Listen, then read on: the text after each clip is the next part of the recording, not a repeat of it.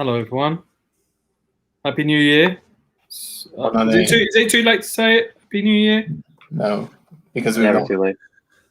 They've not seen us live.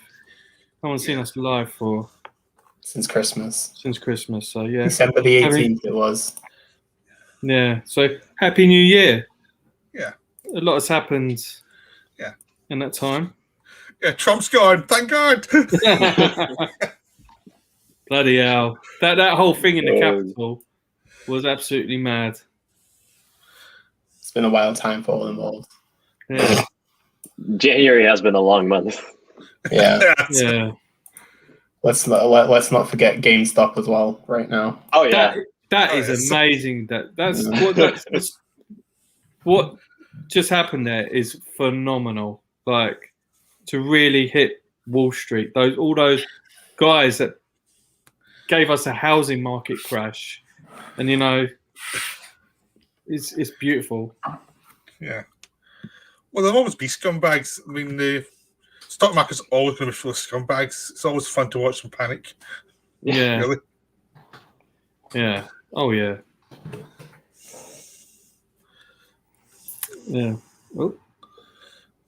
So many gorgeous men in one place. It's because he's not been invited. I'm sure he's angry about it. Now he says, sorry, wrong Steam, not stream. God. Is he in a steam room? Hey, you know what? Based on that collection, it wouldn't shock me if he had a steam room, to be honest. Oh, damn. He doesn't really, Dimitri. He lives in a bungalow. So it's not like a Putin's palace. No, it's not the £1 billion. No. Oh God. Have you actually watched the whole video of that? Like, I've watched the whole thing. Yeah. Do you know what edit that impressed me on that is when when you see the couch and then a Putin lands on the couch. Yeah.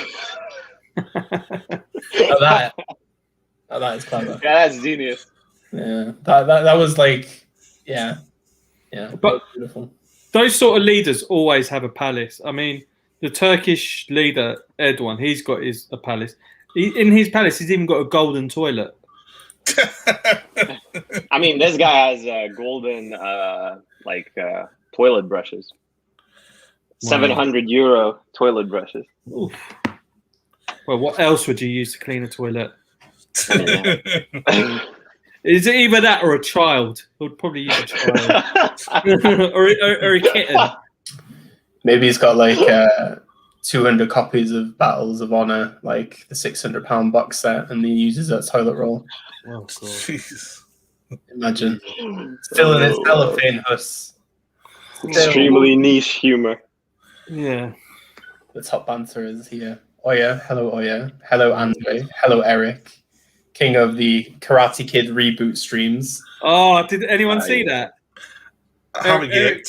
Eric went on that stream with is it the Fat Samurai? Yes. Yeah. And everyone's favorite YouTuber was on there. And I'm not talking about Eric. We're talking about Wet Movie. Did anyone see what happened there? No. But that was. I knew about its existence, but I didn't see what happened. Oh my God! With his two kids, the Wet Movie's kids came in. His nephew.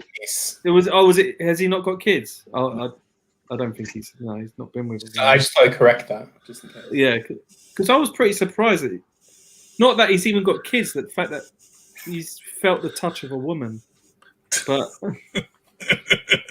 one of them, this girl just cracked this kid in the face. It was like something I've never seen before. Yeah, that was pretty crazy. 67 minutes into the video, if anybody needs to know. Yeah. Yeah. Oh, wow. But otherwise, it was an enjoyable stream. Yeah. Right. Yeah. I gotta say, there was too much positivity on the Karate Kid remake. But that happens. You're not a fan of Jaden Smith. I've not watched the whole stream all the way through yet, but I hope someone mentioned that it shouldn't really be called Karate Kid because no one does karate in that film. It's all kung fu. I mean, Yeah. That's like the recent Jiu-Jitsu film. You know, the Nicolas Cage one. Yeah. There's no jiu-jitsu in that film. It just sounds cool. But it's awesomely tacky, that film. That film was wonderfully awful. I adore that one. That was so wrong. Yeah. It's so wrong, but it's so right at the same time. Okay, so Beyond Skyline versus Jiu-Jitsu. What would you say? I was Beyond Skyline, Oh, but Okay. Jiu-Jitsu was just wonderful in all its insanity. I mean, it doesn't make like a sense, but I had a whale of a time for that hour and a half because it's my kind of garbage. Is the best way to put it. Oh God! Is anybody excited for what was it called? Wally? What's it called again? What? Wally's Wonderland. Yeah. Wally's Yeah. Oh, God. That's going to be off the shiz. Wally's Wonderland. Yeah, Nicolas Cage and Five Nights at Freddy's, basically. Yeah, it's like animatronic monsters versus Nick Cage. Yeah.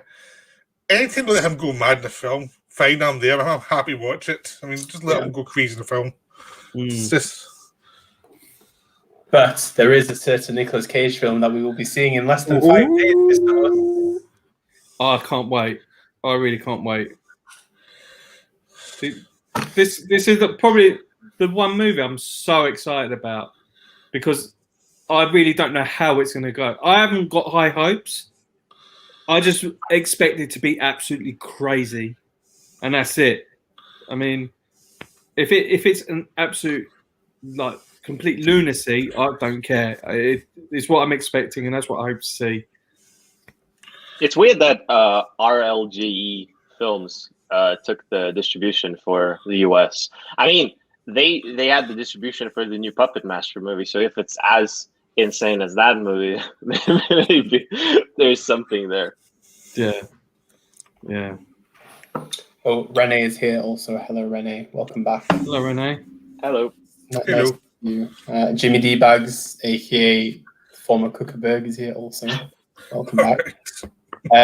Eric said, "I won't pay more than $2 for a rental of Jiu-Jitsu." I don't think anybody would. Yeah, that's the right price for that one. Yeah, it's like it's a Poundland buy for me. Oh, yeah, definitely. Yeah, get yourself down to the Dollar Tree, Eric. I'm sure it's there already. I'm still very cheap with Skyline 3, aka Skylines, which I really want to see, but I'm still very cheap with that. Crazy. Into the blue. Sorry, says, wait a minute. This isn't the Naked Movie Curator stream. Sorry, guys. Yeah, get the hell out of here. We don't need you here. We're not naked enough. I'm sorry. Renee, is this the new Sono? Yes, it is the new Sono. It's streaming at Sundance on the 2nd and the 3rd of 1st and 2nd of February. All I've got to say is you utter bastards. You utter bastards. Has anyone picked it up in the UK yet? No. To be honest with you, I'm not really sure. I'm sure somebody will pick it up because that whatever. What the hell is that animatronic one called again? Wally's Wonderland. Wally's Wonderland. His signature has that. Yeah, that one got picked up really fast. So I would say, based on the reviews, I'm sure somebody's going to buy it there and then for the UK because it's going to be out straight away, isn't it? Yeah. I mean, it's not like the standard Sono fare, like it has Nick Cage, it has Sofia Boutella. Of course, somebody's going to pick this up. Yeah, and he's got 5 days to find somebody or he dies. Sounds like Crank. I know. It's like he has to wear a suit. It's like a suit or something, right? And then if he doesn't complete his task, he dies. That's amazing. Yeah, I mean, like, how can you not go wrong with that? It's exactly. Sono's first English speaking film. Yeah. As well, so that's like, I mean, Japanese directors doing English speaking films. I mean, Mike did the Western one, Yeah. which was weird and crazy. Yeah, I like that one. Wait, which one was that? It's a weird title. It's the 3 words in the title. It's Django Samurai something or whatever. Yeah, Django. Oh, it's got Tarantino in it as well. Yeah. I know what you mean. Yeah. Sukiyaki, whatever. Yeah. Is that the one? Yeah. I mean, the thing with that film is I thought the worst bit of it was the first 10 minutes, and then it got a lot better. It was like, I think it was Tarantino wasn't in it anymore. Really. That's very cruel, but that's the truth. Jimmy D-Bag says, pricey ass rentals on Amazon Prime. New Wonder Woman is £15 for 48 rental. LMAO mental prices. Yeah, it's gonna get worse. I mean, home premiere, like that's what you get, kind of. Home premiere is everything. Well, home premiere is going to be quite big, I think, for the 6 months anyway. At least. Kong v Godzilla. Oh yeah, premiere.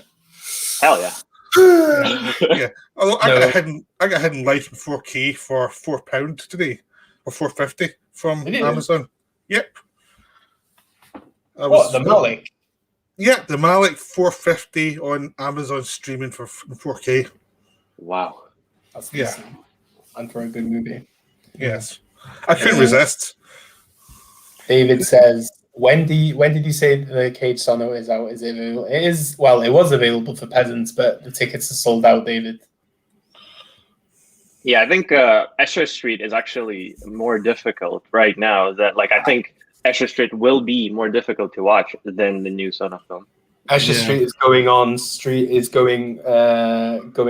VOD in America through Grasshopper. Really? Next month.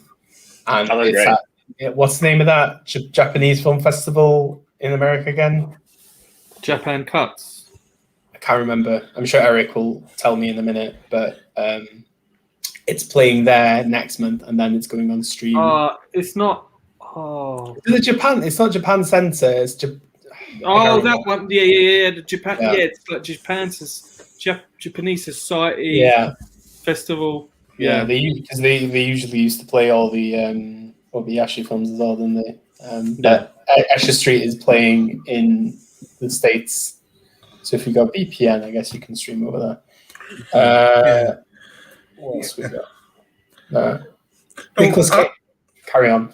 No, Amazon's pretty good at bringing in like Japanese films to streaming anyway. They do tend to have a lot of good ones on there, so I'll probably turn up eventually. They do have quite a lot of Sono stuff, so hopefully it will eventually come over here. I think the weird thing about that, the idea of Escher Street and Prisons of the Ghostland is like there's such two different films.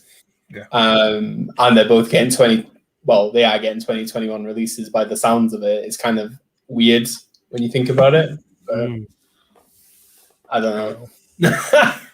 I mean, I'm just endlessly fascinated that Sono is still working. Like, the guy had a heart attack, right? Like 2 years ago. And he made 2 films since then. Just crazy. And one of them is fucking good. Oh, yeah, one of them is fantastic. Yeah. Do you think his doctor said to him, "Look, Sion, you need to calm down, mate"? And he goes, "Okay, I'm going to calm down. Tell you what, I'm going to go make a film with Nicolas Cage." Yeah. Complete opposite of calming down. Well, compared to Love Exposure, it's calming down.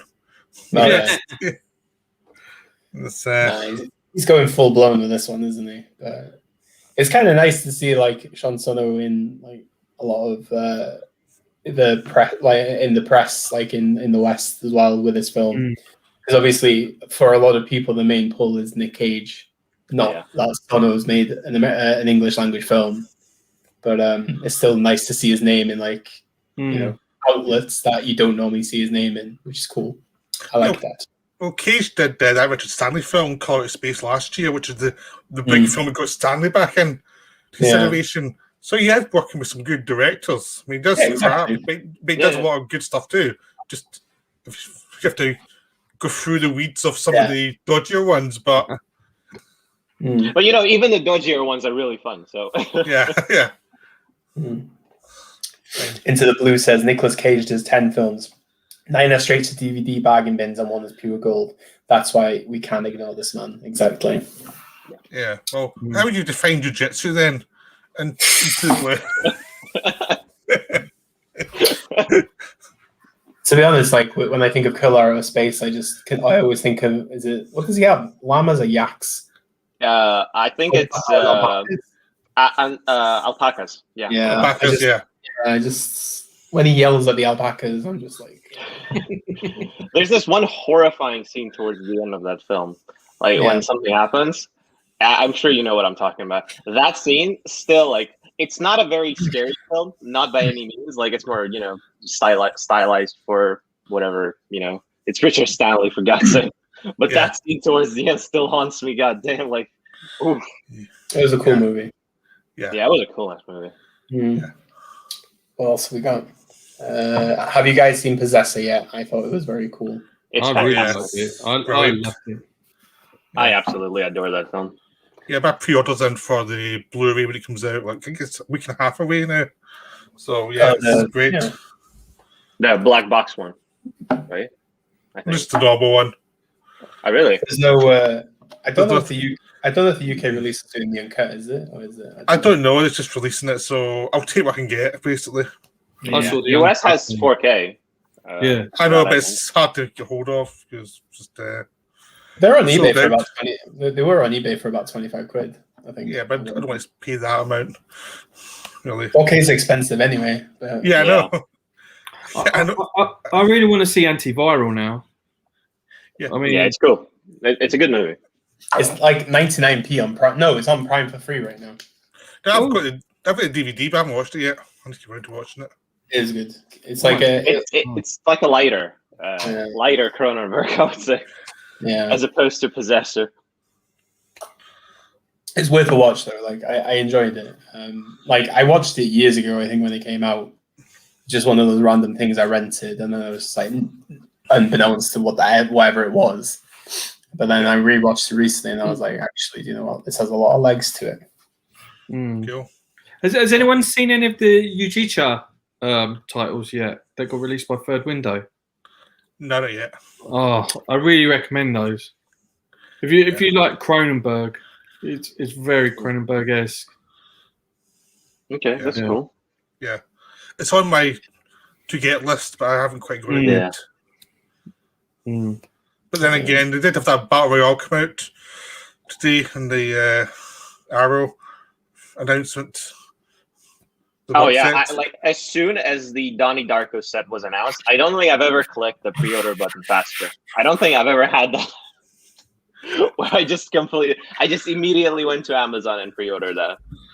Yeah, because I mean, I've got the Blu-ray of that one. It's like that's all I really need just now. But as soon as I saw the Battle Royale, I was just like, I'm getting that. I just can't resist that. That's my like expensive buy of the year probably. Where all logic out the window, I want that box. Yeah, well, I think my expensive Blu-ray of the year will be the Wong Kar-wai set. Oh, wow. Yeah, same. Yeah, unless Arrow finally released the Street Fighter set, the Sonny Chiba ones. Yeah, I know it's got a US release, but I would like to see UK release with some special features and stuff. Yeah, I've got crappy DVDs from like Mill Creek. Yeah, they're terrible copies, but I still enjoy when I see the films, so it's still something. Yeah. What else we got? Jimmy D Bags. Way too many great films being released in February. I'm gonna be broke next month. To be honest, I thought January was like quite a hefty one for me because it was Light Sleeper, JSA, Southland Tales. Yeah, but those three. I've done Geronimo for me as well. But I've only underrated. Yeah, I think the only thing that clocked my eye was State Mod for the beginning of February. Otherwise, I don't know what else is actually coming out in February. They have Upstream Color and Primer Double Bell from Arrow as well coming out because I've pre-ordered that. So I really like the director of those ones. But February's light, but for me at least. But March is where it starts to all kick off again. It's like 20th century. You've got Crime Wave. I know I'm forgetting a bunch of other stuff. It's like it's one of those months. There's so much coming out. It's like I'll just look at my bank balance, go down and down, and go, No. Rene says, I recently picked up Love Exposure, the TV show on Blu-ray from Japan. Very nice. Very nice indeed. Premium. Has that got English subs? English subs, Rene. Let us know. Premium Blu-ray said, I spent £35 on Why Don't You Play in Hell? I'm sure it's worth it, though. Let's hope it's got English subs for you, mate. Is that German? That German media book has it? Yeah, I've got the German media book. I've got one of them. Yeah. Probably like one of the. It's always random when you find them, but yeah, I do like that media book though. It's good. I still wanted to get the Alamo Draft House version of it, but it's expensive. I don't spend much money on that. £5, nothing else. All right. Luke Corona says Sukiyaki Western Django. Yeah, that's the one. Yeah, that's the one. Bloody show off. People's Movies is here. Welcome, Paul. How are you? Congratulations on your yellow top 10. Well done. Jimmy D Bags. QT plays the gayest cowboy in Sukiyaki Western Django. No, I've seen a gayer cowboy than that. There was one Django film, one of the Djangos. I can't remember which one it was, and all the bad guys were like, it was really like homoerotic. I think they were like raping guys in it or something. Yeah, so that's probably even gayer. Okay, very problematic. No. Jimmy D Bags says he rented Peppermint Candy for £2.49. That's more like my price range of rentals. And it's a brilliant film. Is that 720p or it's not going to be in HD, is it? Oh yeah, I think it's only as SD. Standard. It's not even 720. It's 480. Eric says it. Oh, sorry. I'm actually keeping SD on Amazon, and it's the worst possible copy ever. But I still got it because I wanted a copy to keep, even though it's only streaming of it. It's still something. I have a Blu-ray of it, but it's very so-so. The picture quality. It is HD, but it's just. It really needs a new remaster. I think a lot of Lee Chang-dong, Oasis, needs one like pronto. I obviously it's because the licenses are up in the air. Was it Tartan that had it? Yeah. Yeah. So. Yeah. Pretty bad, but it needs. Yeah, definitely needs one. It's Japan Cuts. Eric said it was called, but Japan Cuts in the summer. So it's that Japanese Society one. Yeah, yeah. So that's where Asher Street is on. I'll try and find the link in a minute. We're reviewing Prisoners of the Ghost on that Sundance. Hell yes. I look forward to whoever reviews that. Oh, you've got a screener for Willy's Wonderland already. Did Signature send that to you? Also, Paul, did Signature send you a screener for Wrong Turn? Wrong Turn. Can you let me know, please? Because they've not sent me Jack. We are very excited for Wrong Turn here. But yeah, thought there was. I thought the violence in Possessor was childish and trying to please Daddy. Says Premium Blu-rays. That's hilarious. I mean, I think that's a very valid point. But I like in my eyes, kind of the violence in the film was justified purely because he kind of wanted to show the fragility of bodies in that film, kind of the way bodies react to kind of the physical like brutality in a lot of ways at the end, especially. So it's kind of this existentialist, extremely violent film that I find interesting to discuss with people who kind of have this opinion that the violence is gratuitous, because I kind of do think so, but I think it's for a reason. Deep. Dimitri has a good rating for him. Yeah, the violence feels violent. Violence feels violent in that film. In a lot of films, it doesn't feel violent. It just feels like it's blah. Yeah. That way, you just do feel it. So I guess there was a point to it. It wasn't funny violence. No, like entertaining violence. If you know what I mean. Yeah. Yeah, but when the girlfriend gets killed, spoilers. So Halfway through. When something happens halfway through, you really feel it. I'm not even saying what happens. It just something happens halfway through, and you're like, oh, little things happen there. And you're like, oh, I didn't expect that to go that.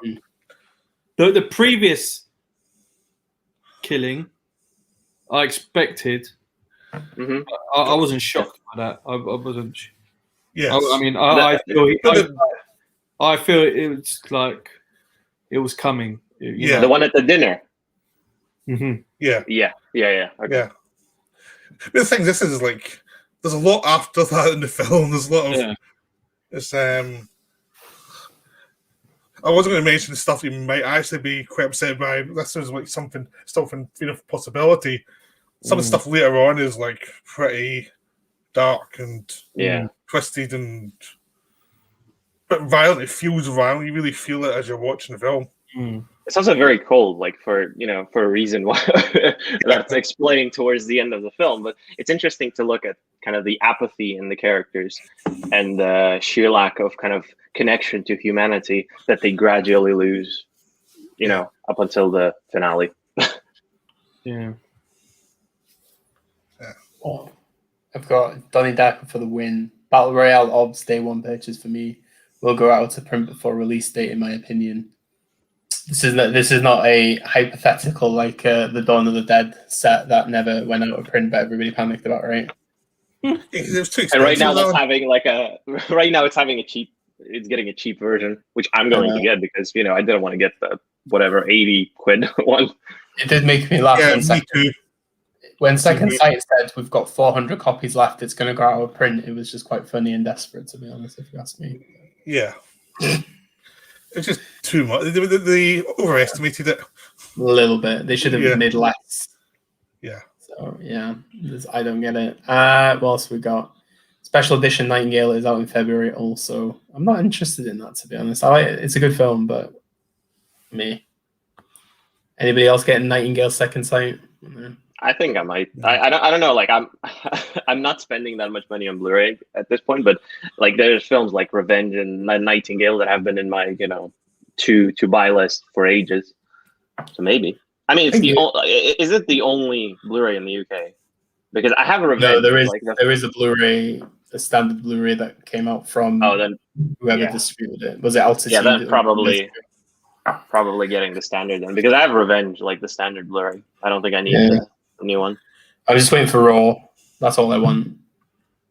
The Raw box. I have the HMV one, the Universal one. Yeah, I won that in special edition because I love that film. But Premium Blu-rays is asking Donnie Darko Arrow box set already really nice. So why? But the 4K is the transfer not good? Does anybody want to comment on this before I have a rant?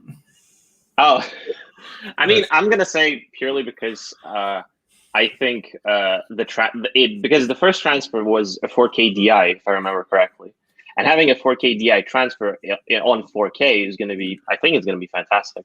And Arrow usually do a really good job with their prints, so supervised by my man Richard Kelly. Richard Kelly, yeah, of course. I don't know why Southland Tales has been in my mind for the whole week. Yeah, but the fact that I think it's a 4K DI. If it was a 2K DI, then what's the point of getting a 4K? But yeah, isn't the Donnie Darko? I thought it was a 2K anyway on that other. Was set. it? Yeah, I thought it was a 4K DI. Is it? I don't know, but I just don't get it, to be honest with you. I'm just like, why reprint your titles all the time?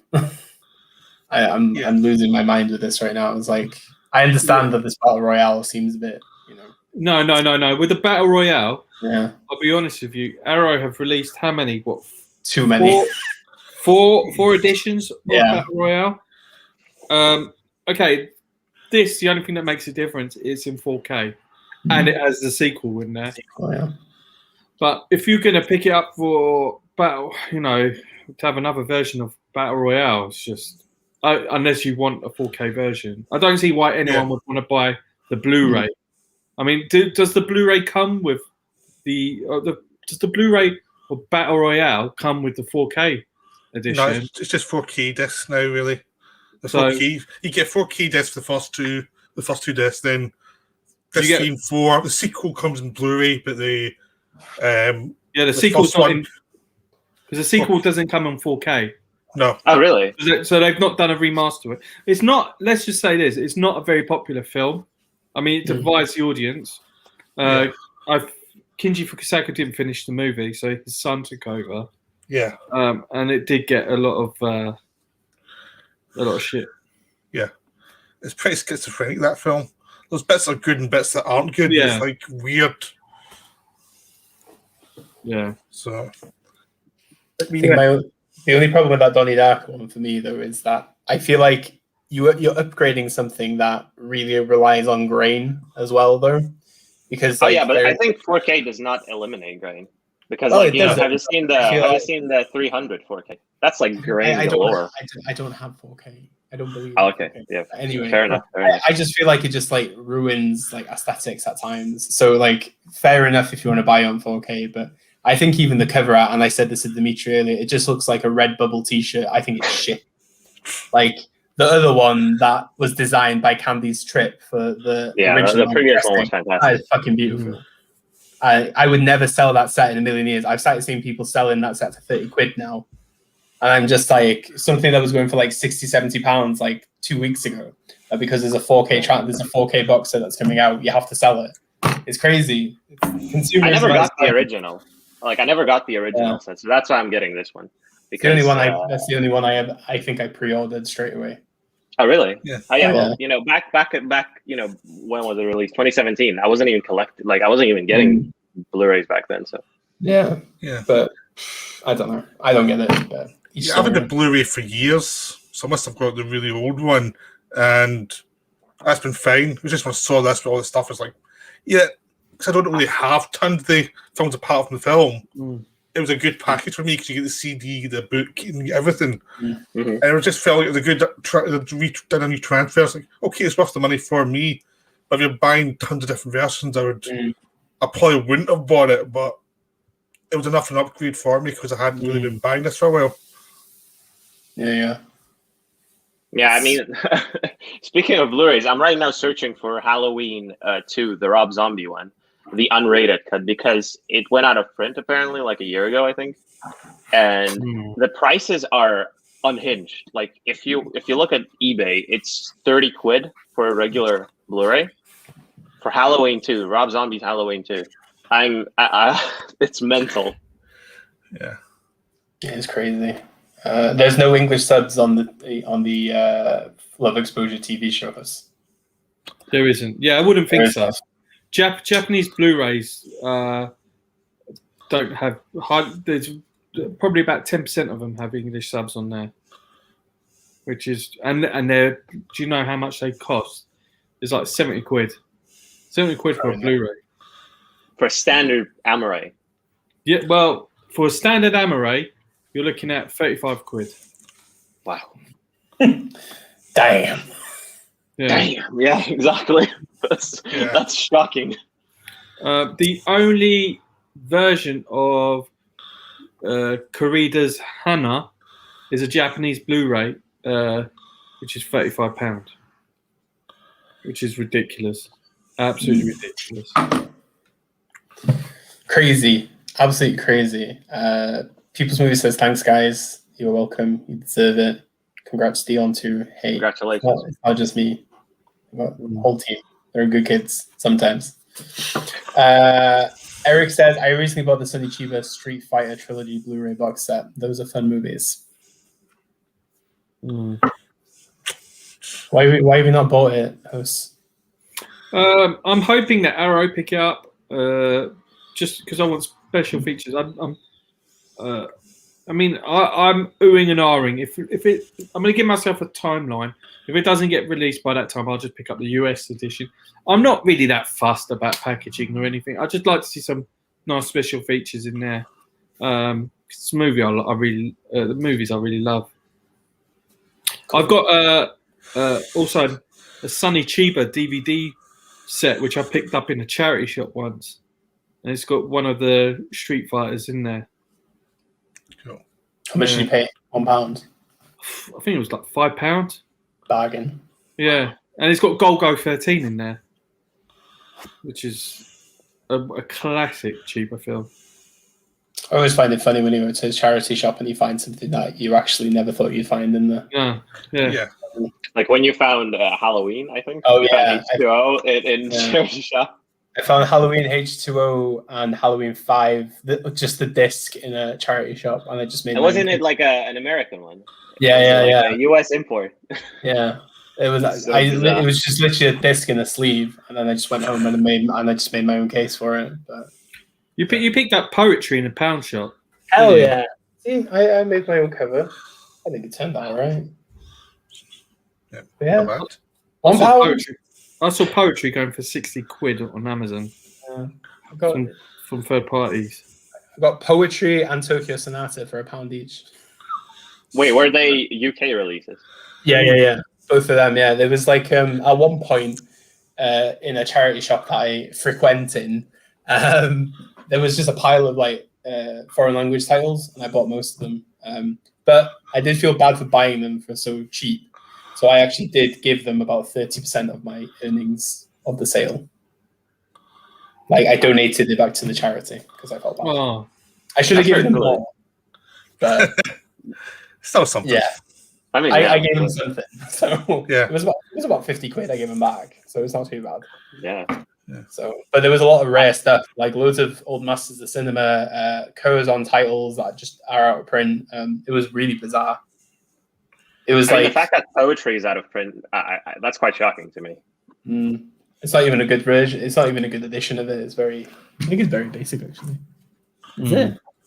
Wait a minute. It's. Oh no, actually, there's quite a lot. Making of Poetry, on set with Lee Chang-dong, legendary actress Young Jung-hee, interview with Na Sing-han. No, there's actually quite a lot on it. I mean, decent, yeah, of course.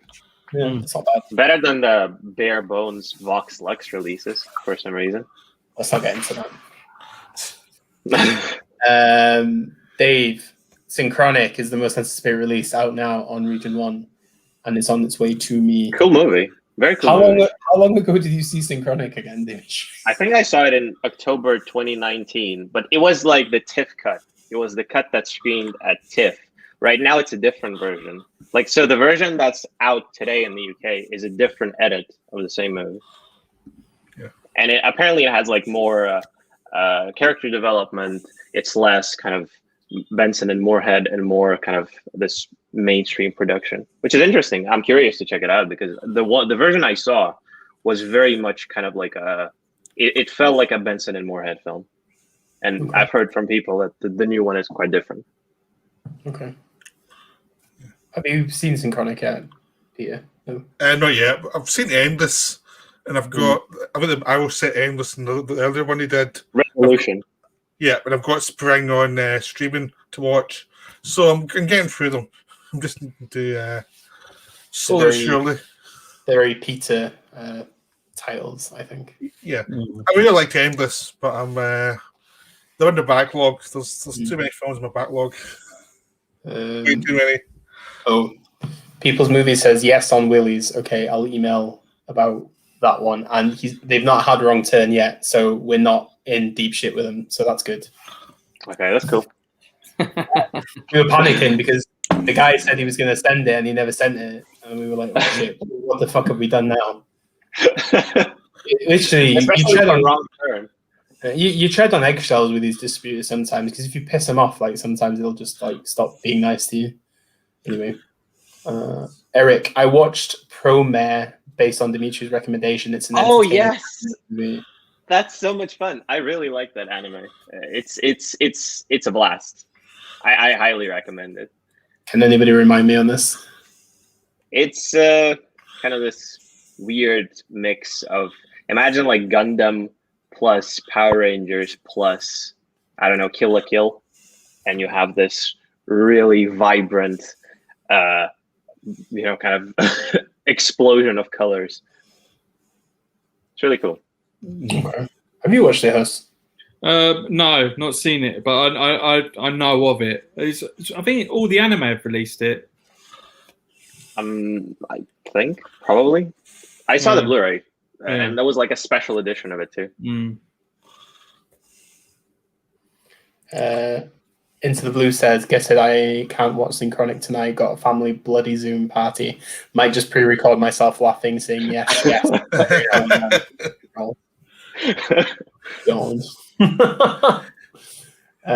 Dustin is here. Hello, Dustin. Welcome back, my friend. I hope you're doing well.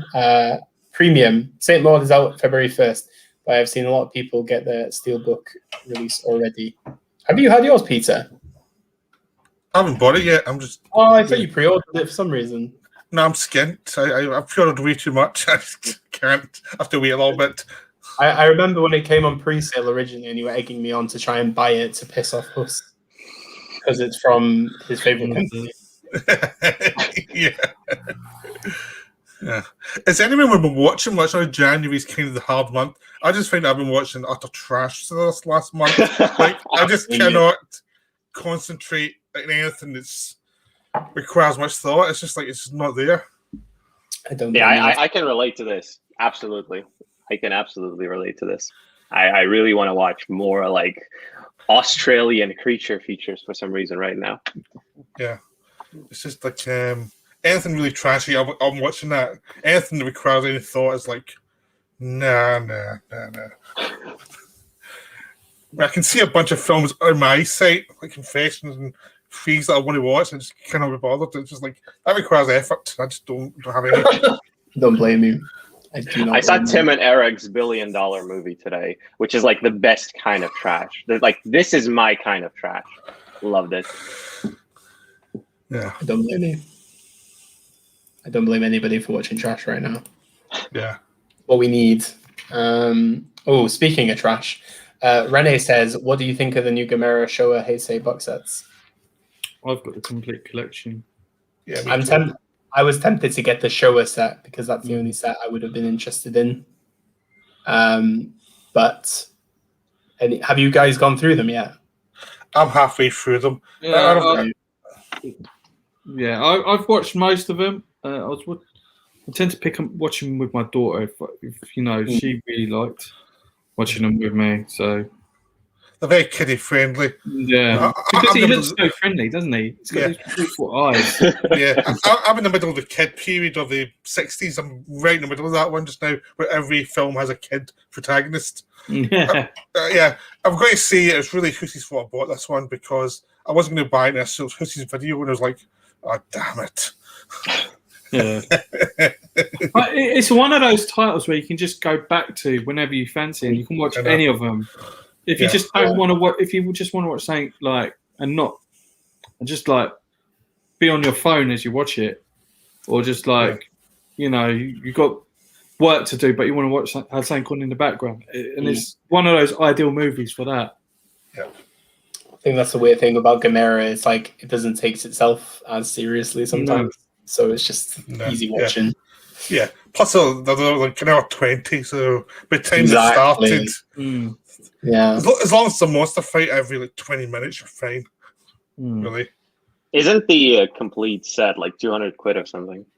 No, it's a bit 100. I remember the standard ones were like 40 each. Yeah. Yeah, but the box set's very pretty. And it's worth the extra money just for the prettiness of it all. Yeah, I'm trying to hold out because no way I spend that much money. I didn't buy the Godzilla Criterion when it was like 50% off because I was too cheap for that even. But I'm still regretting that, to be honest with you. Yeah, I bought that one. Any big monster movie, I'm a sucker. I'm gonna wait for the 30% off or 50% off, and I was like, it's gonna go down even lower. But right now, I'm thinking, I fucked up. Yeah. I'm gonna wait for that Arrow sale to buy the Showa Gamera set. I think. Yeah. I don't really want the other one. I'm not interested. Yeah. I'm old-fashioned that way, traditional values. Into the Blue says, I really thought Sean Bean was going to make it at the end of Possessor 2. Oh, for God's sake. Spoilers. He's we worse have- than me. We have to ban you. Ban you. I mean, the fact that Sean Bean was a target in one of the Hitman games just tells you all about Sean Bean's presence in media. Like, if he's a target in one of the Hitman games, that's over. Yeah. Done. Yeah, I always found it funny that he lived in Jupiter Ascending and the film bombed. The one time he lived, the film tanks. Yeah. So Cool movie, though. I have to say, your video on Jupiter Ascending before Christmas was quite magical, Peter. Thank you. It made me want to watch it, but not watch it at the same time. Yeah, It's just one of those. I have to admit, I'm fully on board with Peter on this one. yeah. I have to admit, I've got that one 4K. Oh, really? I got it at a sale, and it was like 3 for like £30 or something, so I could just go that one. But I just couldn't resist. It was just like, ordering that in 4K just feels right for someone like me. Damn. What else have we got? Oh God, where else am I? Jimmy D Bags in Django Kill by Giulio Questi is the homoerotic gay cowboy flick. That's the one. Yes. Questi was a communist. Oh God. Yeah. What? Because I was sure I'd seen the film, that one, but I was trying to think of. I should have seen it, but I can't remember which one it is. Django, yeah. God. I think was it Terence Hill that was Yeah, in Django? Trinity guy was Django in that one. Mm. It was an Arrow release, wasn't it? That one. Oh yeah, that's the one. Yeah. Yeah. I know I've got it. It's just like it's a pile somewhere. I have a pile of all these spaghetti westerns at the moment from Arrow that I haven't watched that I'm hoping to watch pretty soon. Guess that's my February. Dustin says, I have the same old steelbook coming from Zavi. I'm hoping it doesn't arrive damaged. I pray for you, my friends. Yeah, Sante Cristo and all that. Yeah. I read some horrifying comments about Weathering with You, like the Weathering with You set. Some people didn't get the CD. Some people didn't get the Blu-ray. Some people didn't get either. Oh my God. Yeah. Well, that would be the publisher's fault. Yeah. I mean, Yeah. It's not on Zavi on this one, but still, you know. It's still funny. Yeah. Yeah, because I remember once on Amazon I bought the Werner Herzog collection years ago, like the DVD, and they did a disc missing. It was like, how the hell do you mess up this? So they sent me a new one, but it was like, Christ. Oh God. What else have we got? Jimmy D Bags. I prefer seeing Jimmy D Bags than Cookerberg. Debating with myself if I should pull the trigger on the new Gamera sets. May have to get into some kaiju flicks.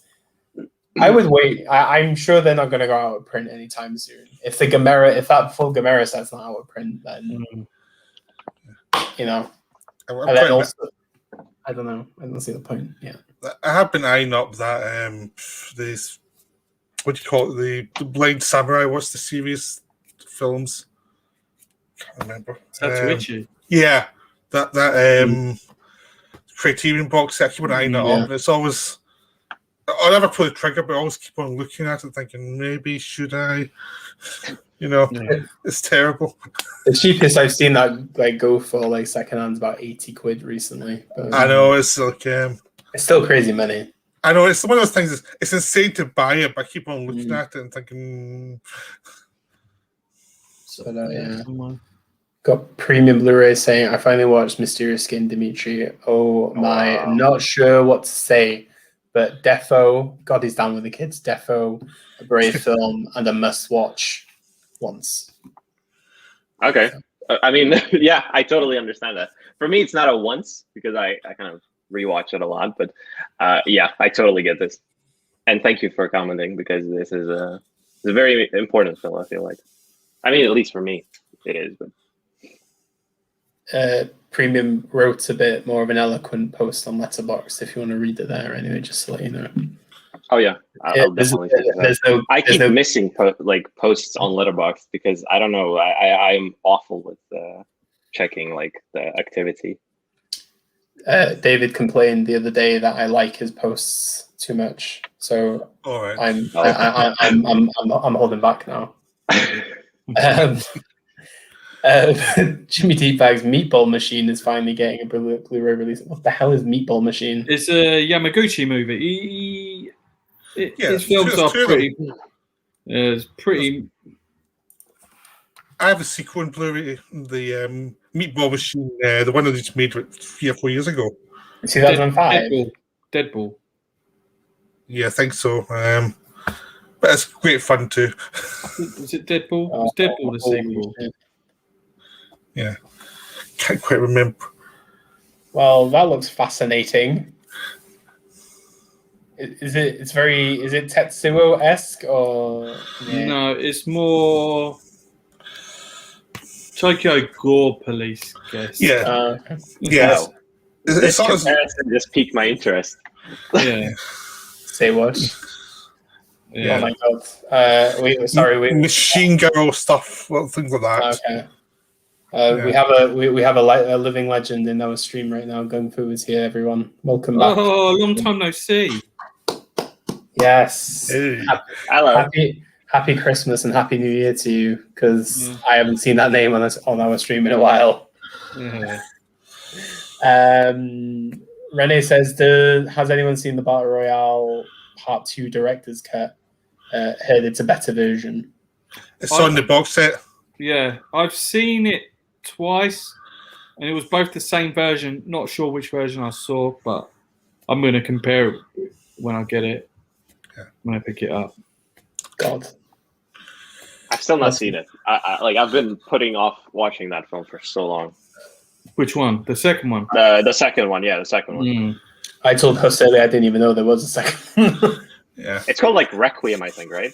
And then like anything involving Requiem in the sequel title kind of freaks me out, because like AVP Requiem is like, I'm kind of getting flashbacks to that. So I mean, Why do you love it so much?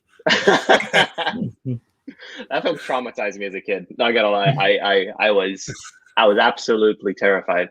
But yeah, I think Battle Royale, like I saw quite middling reviews, and so the director's cut is the way to go with that. Mm. Well, It's got Sonny Chiba in it as well. Yeah. Do you think, going back to the topic that everyone has been talking about for the past few weeks, do you think people are just going to buy it just because it's Arrow and keep it in their collection? Because yeah, absolutely. I don't know if you've heard this whole thing, Dimitri, that's been going on. Yeah, I've seen the video that you linked about the minimalist collection. Yeah, oh, goodness. Yeah, I saw that video. Yeah, I think my opinion in it is, if you're going to buy a Blu-ray and you're going to watch it more than 3 times, that's fine, and it's going to be in your rotation of films that if you watch it like once a year at least, and it goes into that's fine. I mean, my collection is pretty much 99% Asian movies that you can't watch anywhere else. So I mean, I can't stream them online. So I've always got somewhere to go to watch it. But I when people are buying like Arrow's Waterworld and they're not going to watch it, but they're buying it because it's Arrow. Yeah. I think it's crazy. I think this whole idea of just collecting for the sake of collecting, you're just literally collecting plastic. Oh yeah, absolutely. I think this is what's wrong with consumerism in general. Like people collecting things because they feel like this is a part of their life that they should choose to spend money on. I'm not critiquing anybody's spending habits. You do what you want with your money.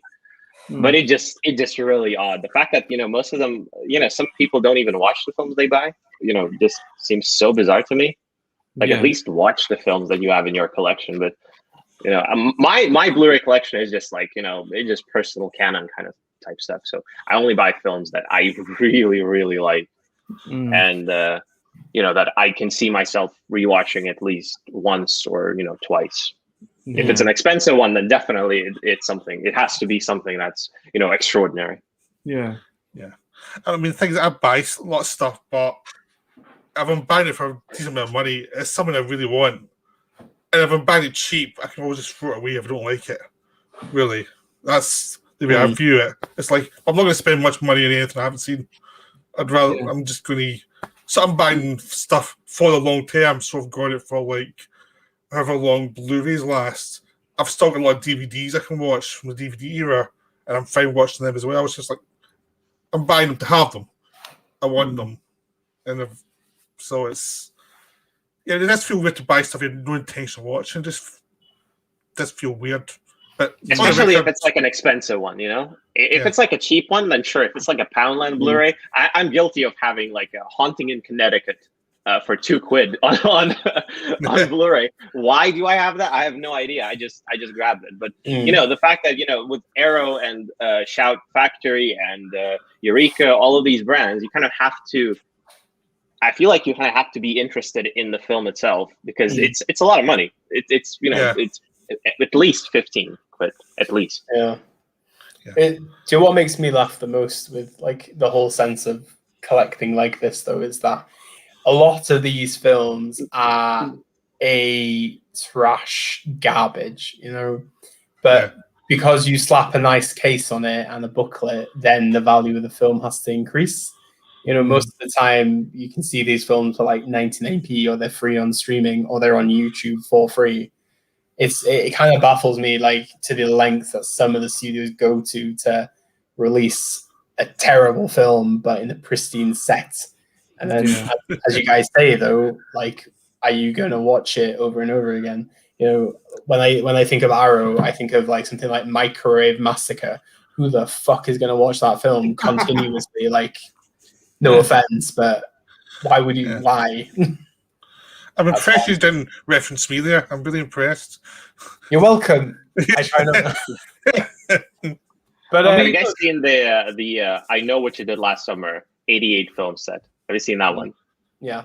I checked. I really wanted to get it because I felt like, I quite like it's a guilty pleasure. I prefer Urban Legend, but I Know What You Did Last Summer is kind of also a guilty pleasure of mine. But you look at the set, and I looked through the discs, and I think the discs themselves are actually the same discs that Sony released 10 or 15 years ago. No, like not 15, but like 10, 12. Yeah, it's the same discs. But the box and, the fact that it's a box set, that it contains a poster and, something else, that's why it's 30 quid. While the Blu-rays themselves are like 3-5, something like that. I'll tell you what I've been doing with this kind of thing. When I Know What You Did Last Summer got announced a couple of months ago, like literally people on one of the Facebook pages I'm on were selling their old discs then for like nothing, like £3-4. I got the first I Know What You Did Last Summer and the second one for like less than £10, And for me, those are the only two I need anyway, because the third one is fucking garbage. But it's just, I don't see the point. It's the same with the Urban Legend ones. The minute Urban Legend was announced, I just bought the old discs of people because at the end of the day, it's just like, I just want to watch it for the film, not for the supplements.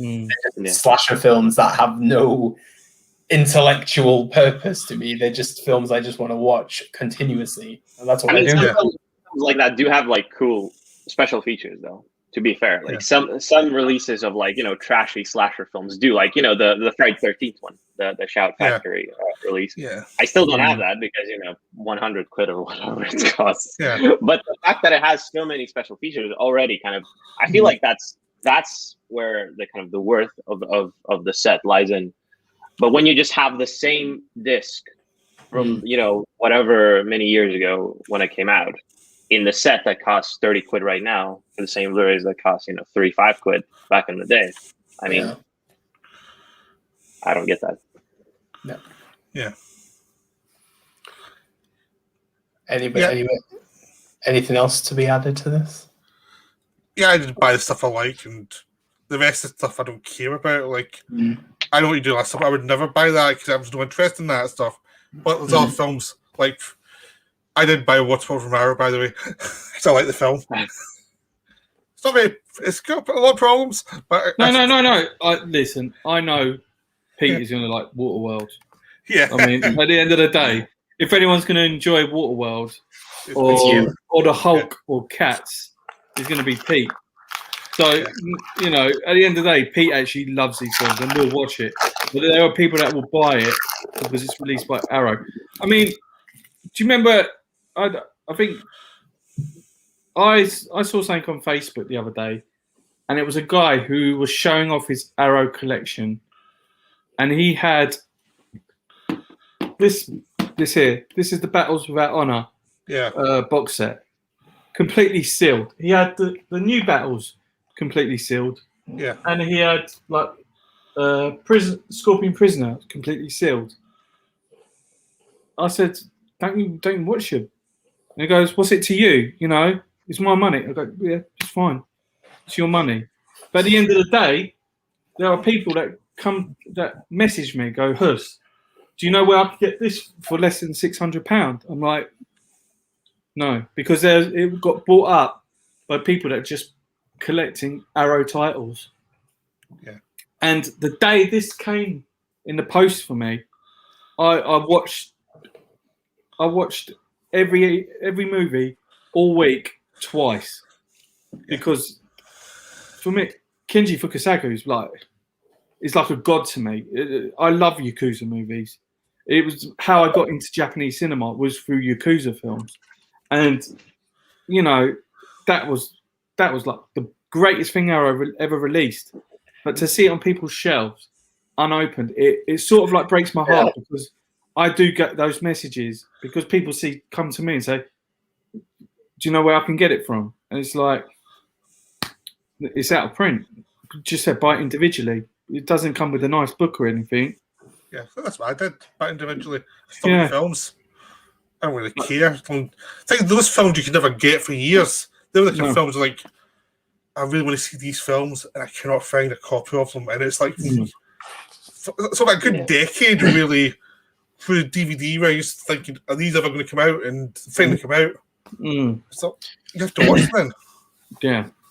But I think the thing is, it transcends to most labels. It's like the same with Masters of Cinema, right? Okay, these, like, a few of the titles I'll mention out, how were they out of print, I will never know. But you talk about Tokyo Sonata from Kiyoshi Kurosawa. How many people have actually watched that film? How is that out of print? How is Floating Weeds from Ozu out of print?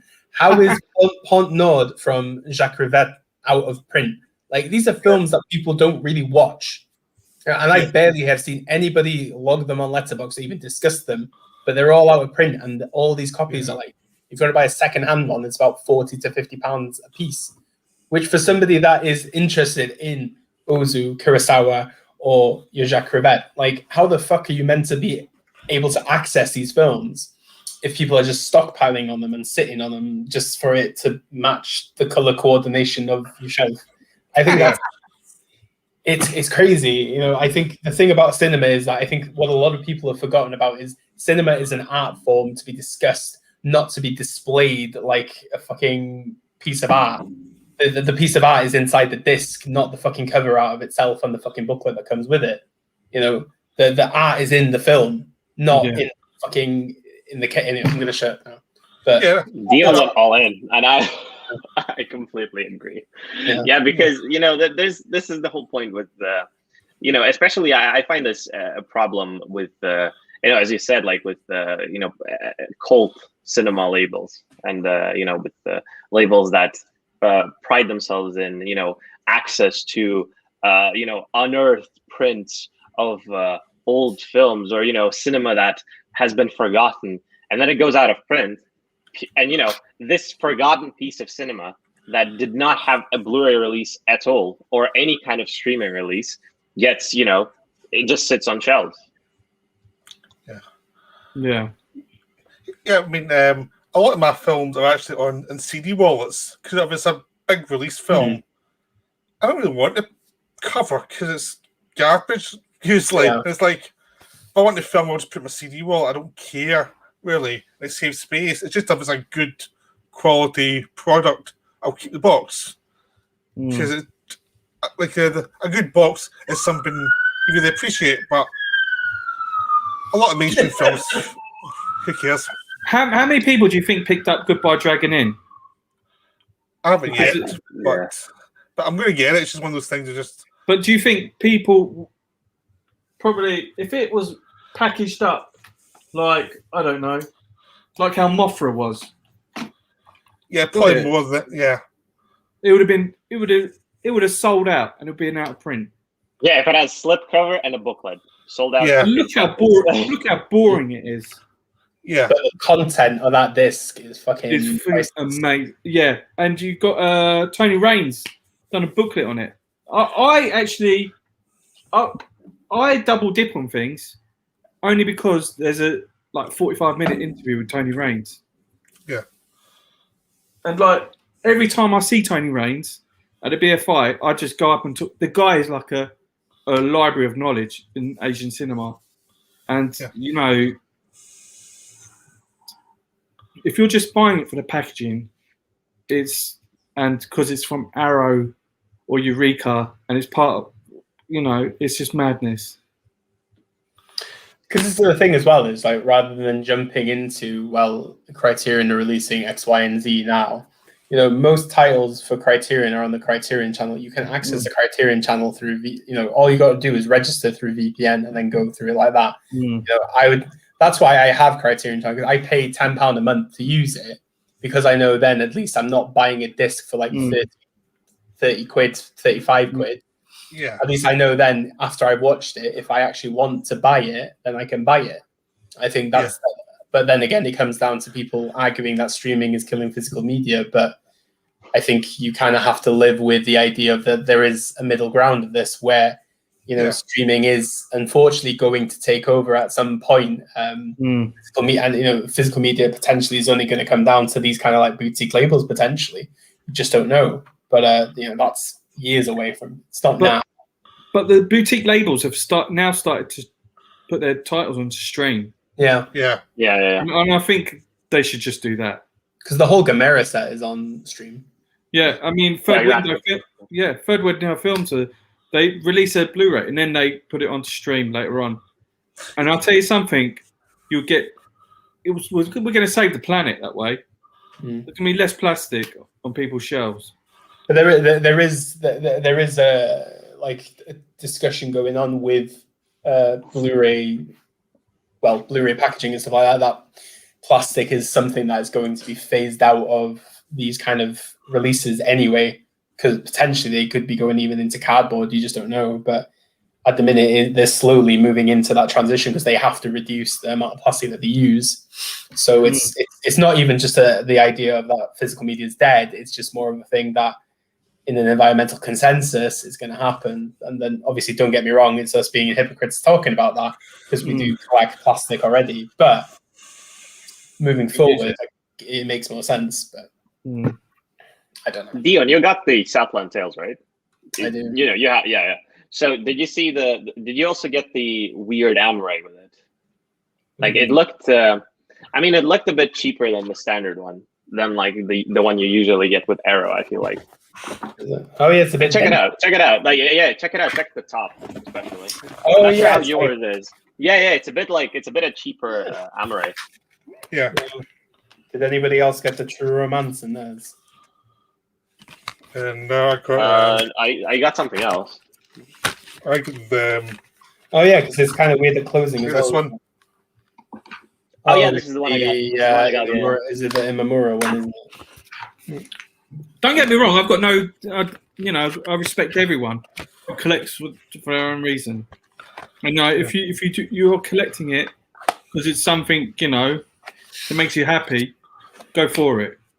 I don't want to upset anyone now. No, it's just my opinion. Yeah, I think it's just a do as you. It is the case of do as you please, I guess. Yeah, exactly. Yeah. It's your money. You can do whatever you want. It's just a case of kind of looking at it from the perspective of someone who maybe wants to selectively choose their titles, and for us perhaps this kind of thing complicates things a little bit, especially when it comes to titles that are difficult to find and are very expensive.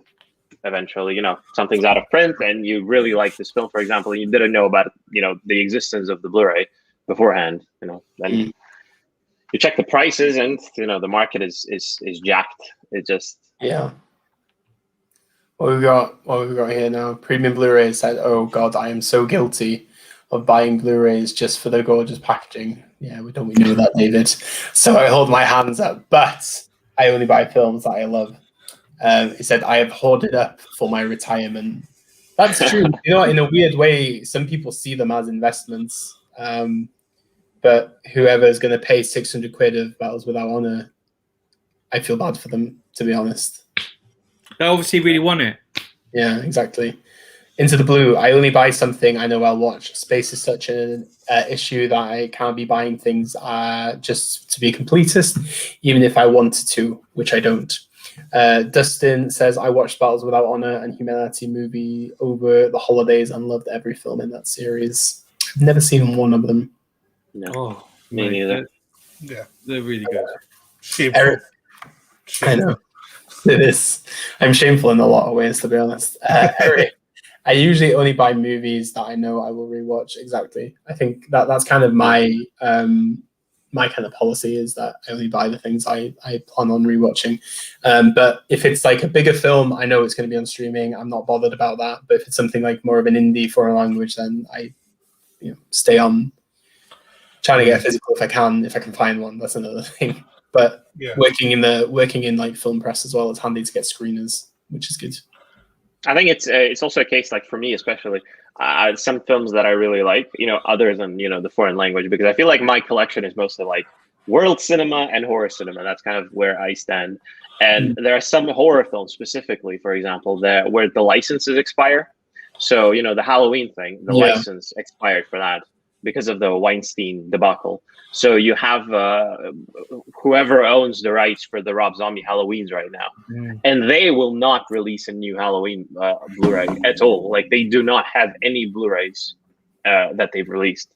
So the Sin City 2, I think Sin City 1 is now owned by Paramount because the Miramax collection in the before 2005, it went to Paramount. Like the catalog of Dimension and Weinstein went to Paramount. And everything post 2005 is with some really weird distribution company, and they do not do Blu-rays. So I really like the Rob Zombie Halloween films, for example. The second one I adore. So the only option that I have right now is to buy a used copy for like 30-40 quid, which is just crazy. I don't know, man. That's just crazy. So Miramax films prior to 2005. Yeah. Does that include like the Kevin Smith and Tarantino film? Yeah, it includes everything, everything pre-2005. Yeah, and everything post-2005 is, I don't remember the name of the company, but they released The Current War, which was the last film they did, I think. And no Blu-rays whatsoever for any of them. Oh God. David says that he has a loft where he hides his Blu-rays from his wife. I expect a room to it. I wonder what sort of Blu-rays. Yeah. That's I've been sodomized, Volume 2. He's got like those bead curtain things for the door. It's like 18s only, all that kind of crap. You have no idea, like the reaction when I had my mom visit me, and she was looking through my Blu-rays and she saw Gaspar Noé's Love, and the reaction she had was priceless. So yeah, I mean, oh my God.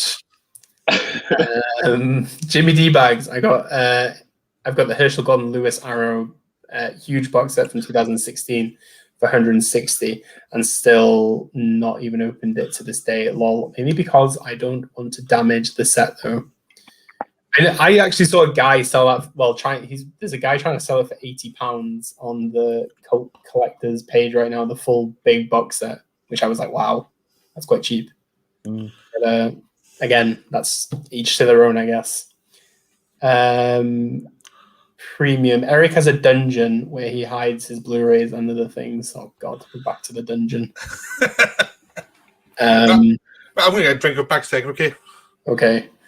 We got Rene. I pre-ordered the new Santa Sagre 4K from Severin. Oh my God, you did. That is a pricey set. Wait. Remind me on this, because I had no idea this set existed. Yeah. Is it UK? No, it's Severin in the US. It's US. Okay. How much was it again? Do you remember? What's you that? sent it to me. That Santa Sagre 4K set. Did I send it to you? Yeah, you sent it to me. Oh yeah. Oh God, I can't remember. Was it like $60-$70? Something like that. Yeah. It comes with like the soundtrack and everything. Yeah, it comes with a T-shirt and a poster and a tattoo, etc. Yeah, it was a tattoo. yeah. There you go. Yeah. Okay. Dagway Films is here. Hello, guys. Then hello to you. Jimmy D Bags. Hipster collectors love having things just to say they have them. Then for some reason this is held for review, but he says capitalism consumerism got hipsters mind fucked. Like how the hell is that held for review? The hell? This is just I mean the use of the expletive there, I guess, which is why it's held for review. But Premium Blu-ray says I've hoarded it for my retirement to watch them and then enjoy reading the booklets. Oh, I probably is gonna have like a like a mummy's tomb where he's gonna be buried with all his movies anyway. Well, he does a bit of movies in there. He has to have that just to make it right. Yeah. I buy the fancy bare bones Korean editions of movies like Kamikaze Girls, and then buy the Third Window DVD for the extra and slip it in. What the hell? Well, Genuinely, you can send me Kamikaze Girls if you want, because I can't find it anywhere to buy. Pull up something. What the hell was it? I just picked something up and then went. Thanks. Is it your Waterworld Blu-rays? No. Every version of it. Thanks. What else we got? Jimmy D Bags. I'm gonna lose my shit soon if Studio Canal don't put out Outrage Beyond and Coda on Blu ASAP. yeah. Have any of the films, Outrage films, been on Blu-ray? Because I've not seen. Just the first one. Okay. Jimmy D Bags. Oh, it's 100 quid for that Santa Cypress.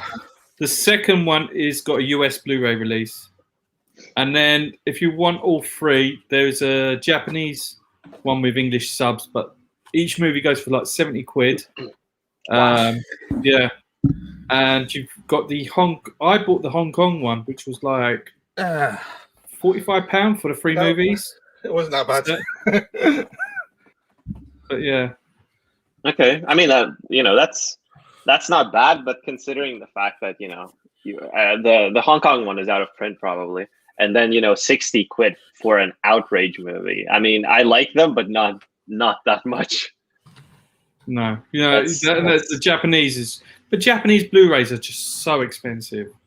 They really are. I mean, I bought a Close Knit the other day because I was looking for a cheap edition of it. I couldn't find it. So I ended up buying the Japanese one. I mean, I love the movie, and I will watch it again. But yeah, have you guys seen it? No. I wanted to get like Johnny Toe's Blu-rays, and I checked out Drug War. I think that's how it's called, and I wanted to get it because it looks fantastic, and I'm sure I'm gonna like it. And this is one of those movies that I can definitely see myself liking. And then I checked, it's on digital. I'm definitely gonna watch it on digital then. But then I looked at the Blu-rays because I thought there's not gonna be a digital version of a Johnny Toe movie, but there was, surprisingly, in the UK. And then I checked the Blu-rays, and the only Blu-ray is the US one, and I checked the price, and it's 35 quid. Yeah, the standard Amare. Yeah, standard Amare.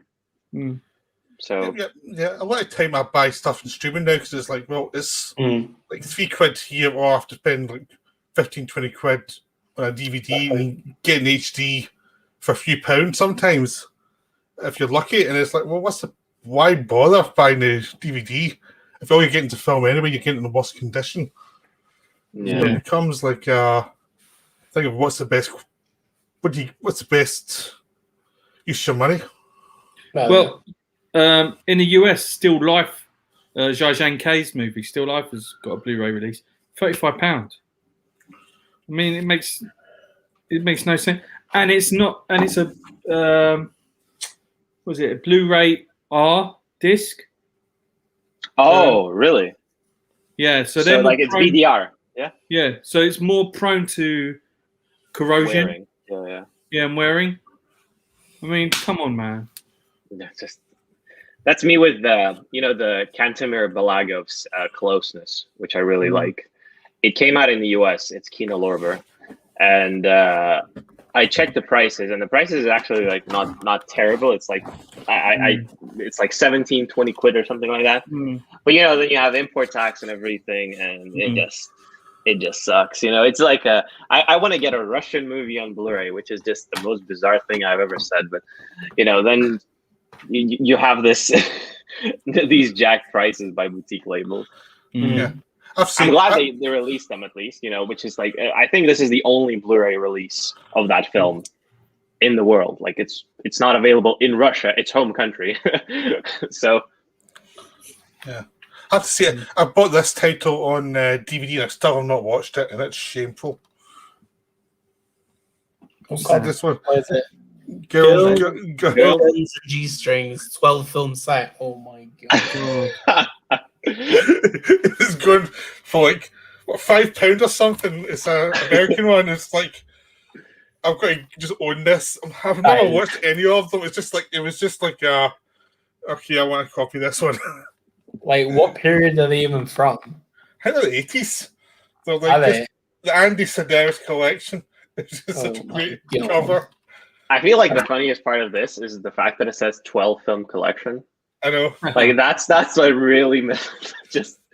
Can you imagine how compressed that disc? How many discs is it? One disc?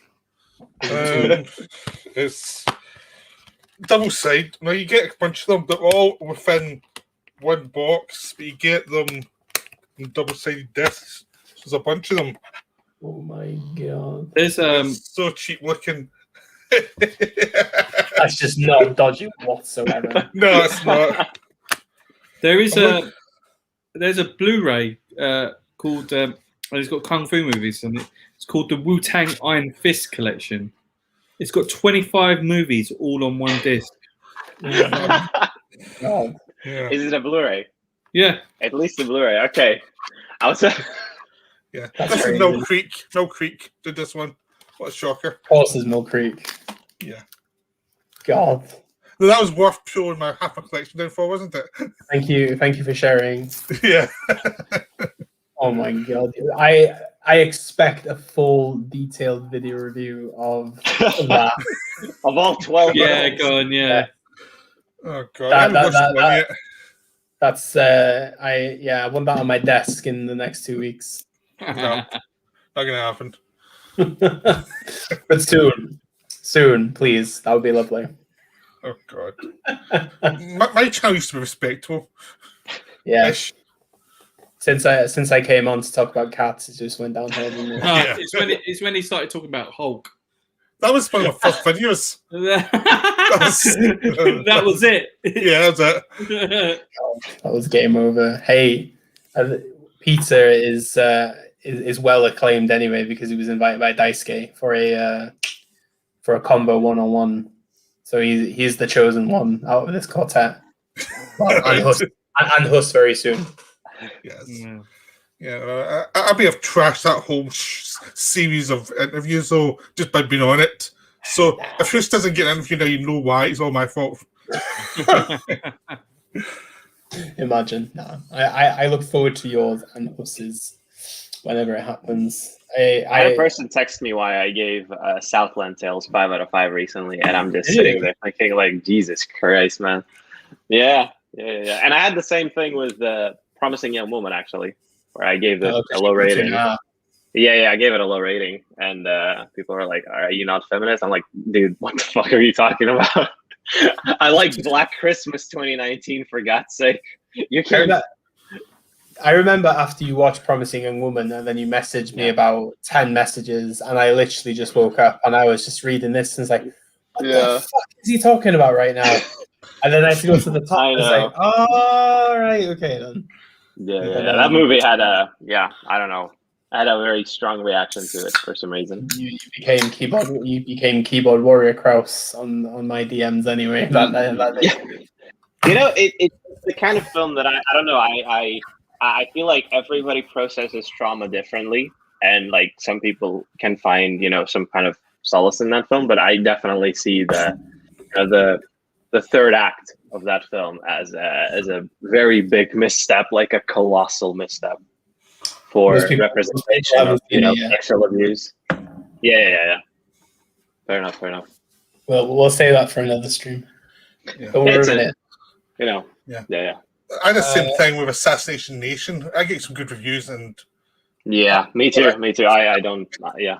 I hated that film with such a passion. It was just one of those films that I just was like, "What the hell is this?" It Why- exploits, it exploits trauma. It exploits real abuse as, plot devices, which I never understood, like using this. Actually, do you know this video game called The Medium that came heard of out it. yesterday? Yeah. Yeah, it came out yesterday on Xbox, and I played it, and I'm not done with it yet, but I'm not sure where it's going, and I've heard people compare the ending to Lights Out, the horror film. And I don't know, man. Like, it's just horror in general with like mental illness and trauma is just a weird relationship. Yeah, sorry, I got off track there. Yeah. But, Yeah, it's. I remember once when I saw Alien Resurrection. I know the final Alien, when it comes out, it has a handicap person, basically. I was like, oh, that's so insensitive. That is just so. That's really wrong. Yeah, I was like, I'm not usually very sensitive, but that one felt like it was like, oh my god, someone's handicapped. We're going to make a monster look just like them. And you might be scared of it, and it's like, ooh, that's like an age well. Yeah, and there's like a different subject. The Genet film. Yeah, Eric will love that. Eric will be happy. It's only taken us 90 minutes to get into Genet today. Yeah. Disappointing. Yeah. I mean, we've already discussed Zavi. We've discussed Genet. I've still not talked about Spiral, though. Hey, you just raised it. Yeah, sure. Yeah, I said I'm not going to do. So, I'm not going to. We'll get to 2021 in a minute. Jimmy D-Bag says Kamikaze Girls is a great comfort film. Kyoko Fukada is lovely too. Premium, I got Kamikaze Girls third window for £4. Is that the DVD? Because if anybody is willing to sell Kamikaze Girls to me for a decent price on Blu-ray, hit me up, bros. There's a Blu-ray of that film. Yeah, I'm trying to find one right now because I did get that today, but I want Kamikaze Girls. Anyway, Dustin says, I can't keep my movies sealed. It just feels wrong. I open them immediately. Exactly. Yeah, me too. Yeah. It's a satisfying moment. Yeah. It's like when you peel that safety cover off your phone for the first time. Yeah. It's beautiful. You know how, like, American Blu-rays, they sometimes have, like, this seal on the top? I know, yeah. The title on it, yeah. Oh. It's weird, isn't it? It's just let me in, please. Just let me into the thing. David They always come apart as well when you open them up. They always come apart, and it's like, oh god, Jesus Christ. And they leave the marks. Like my Black Coat's Daughter Blu-ray, it just has these marks. I hate it. Yeah. I changed the case of my Black Coat's Daughter because it was fucked when it arrived. Premium Blu-rays. Are you on the whiskey again tonight, Huss, or is that Red Bull? I think it's the whole talk about people not watching movies. It's getting me agitated. That's why I opened up the whiskey. Oh god, it's having the shakes. Jimmy D-Bags, did Eric do a live chat with the wet one this week? Hell yes, he did, and there was children fighting on it. Yeah, it's worth a watch. Which is I just refuse to watch that. There was another YouTuber on it. His name is Master Chaos, but his name's Jose Prendes. He made a few horror films over the time. He's friends with One Movie.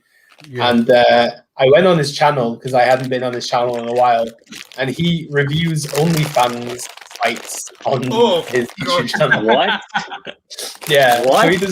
So he makes a video a day, and most of them are like horror based, but like sometimes he just whips out a what's on sale on OnlyFans, and I was just like, what the hell? I mean, I'm all for sex work is work, and I think it's normal. But the fact that you make reviews of it and like you make videos about it, what the fuck is wrong? It was kind of funny. But yeah. Do you remember when Wet Movie was going down to Vegas with that OnlyFans chick? Yeah, that was funny as well.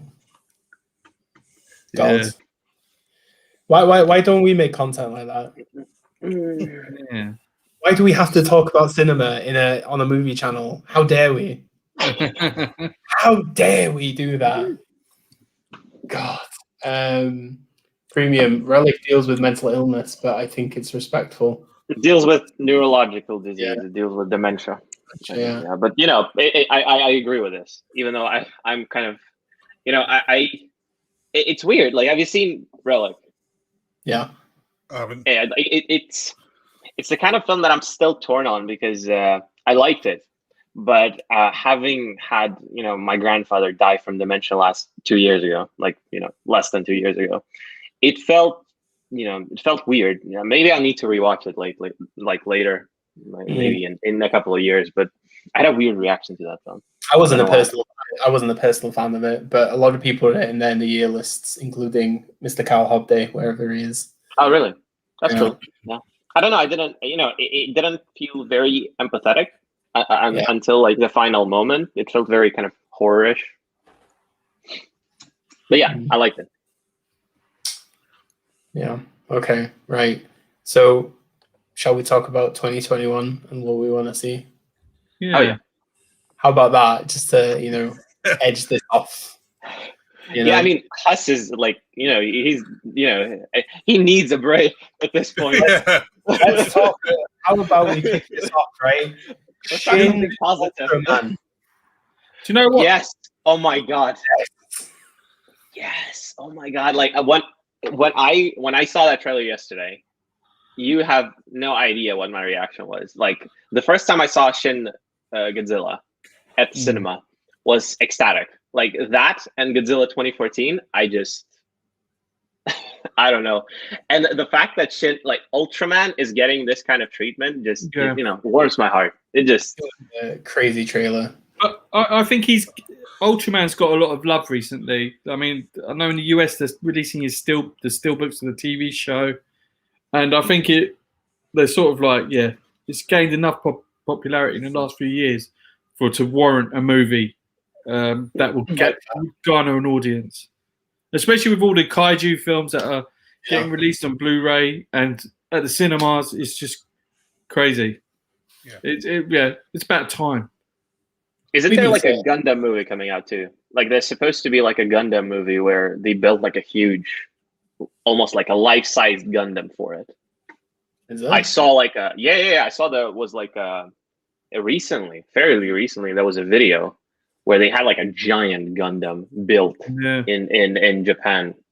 A real thing. It was It was moving. It was moving, and I thought it was like, I think it was for the new movie they're making right now, which is I'm so interested in how that was gonna go. But yeah, once that trailer dropped yesterday, it was a magical experience. I thought it just felt like 2 Christmases come at once, I think. But like you said, though, it was just like Shin Godzilla-esque, where it was just like, fuck, this is going to be great. Like, it doesn't, I know it's going to be, like, probably it's not going to be amazing, but it's going to be entertaining as fuck. So I need to look it up. I haven't watched it yet. Oh, watch it now. You're going to love it. Yeah, it is really gonna good. love It looks crazy. Dustin says, I love Shin Godzilla. Exactly. Yes. Eric, who doesn't? Freaking Janae, Eric says. Jimmy D Bags. Stranger things have happened today. Big Paulie is saying goodbye to his big lad shirts. LOL. Oh, is that what the video is about? Oh God. Anyway. Okay. I'm not even gonna ask. I have no idea what this comment means. Like it's okay. You don't need to know. Okay. Fine. Yeah, I'm glad. Yeah. Carl Hobday managed to egg on a very mainstream film YouTuber to watch Andrei Tarkovsky's Stalker and start a new video series. What did he call it again, Huss? It's like something where he's was it Big Paulie digging? I can't remember what it's called now. Carl's gone by now, probably. But Carl's encouraged a mainstream film buff to go into Tarkovsky's film buff. You mean like a person who watches like Marvel films? You know? Yeah.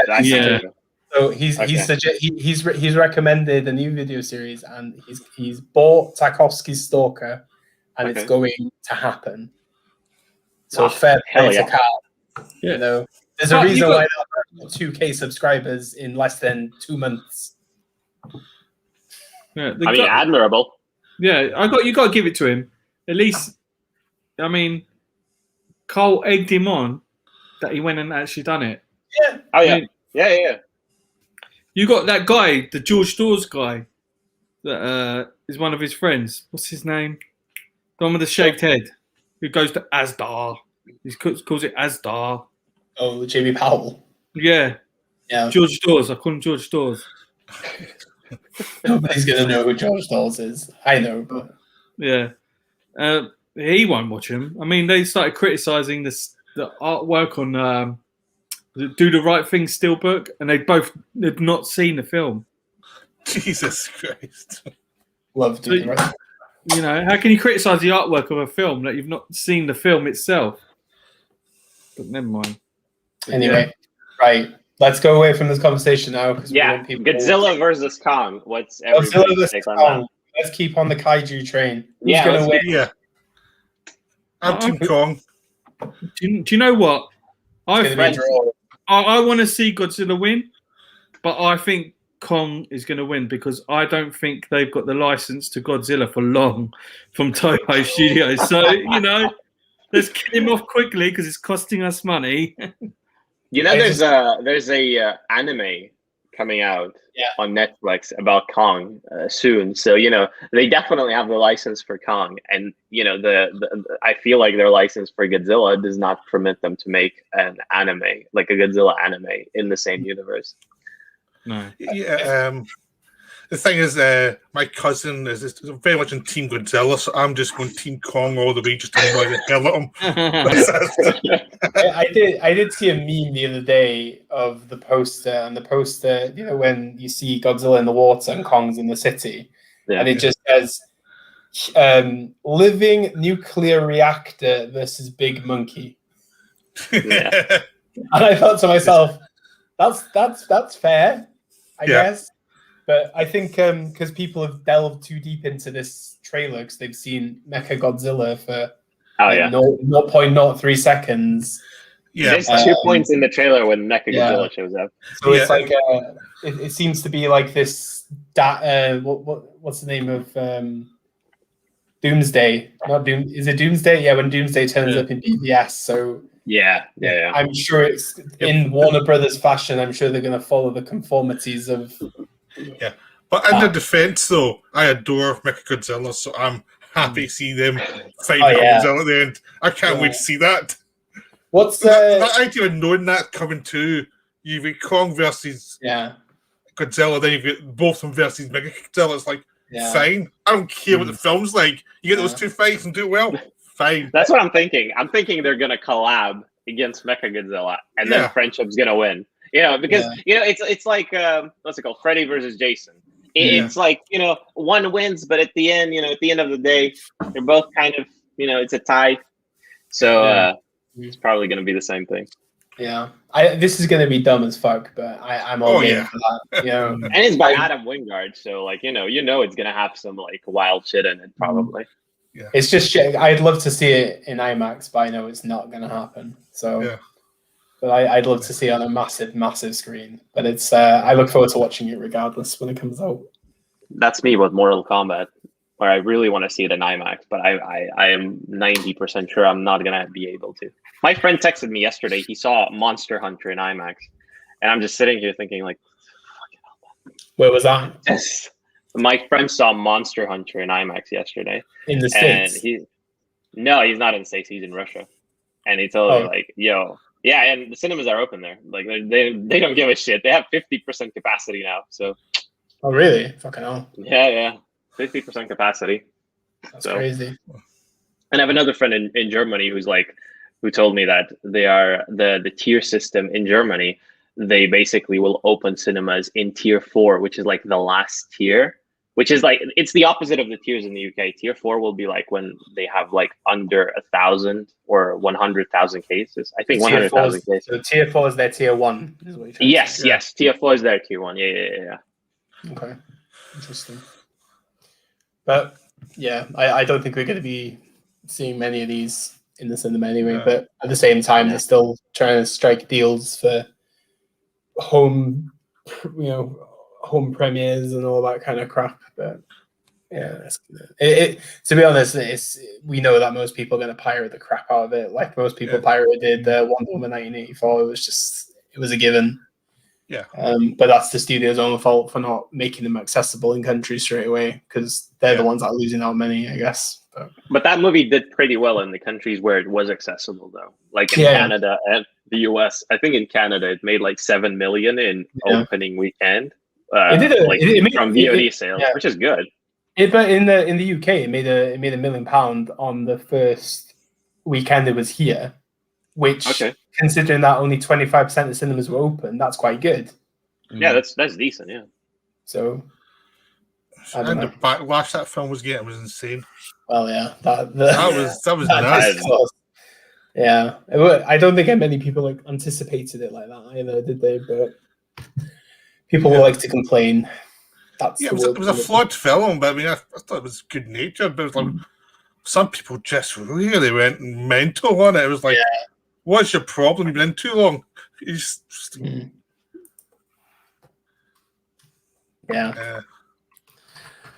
So can't wait for the critique of Mortal Kombat, where some people are gonna say they whitewashed certain characters, which I do not think it's gonna really apply for this film. Like, you have Tadanobu Asano playing Raiden. He plays Raiden, and I think there was a shot in one of the trailers where they showed like either him or they showed Sub-Zero, who is played by Joe Taslim, the guy from Night Comes for Us. Right. So you have this awesome cast. You have like a legit awesome cast there.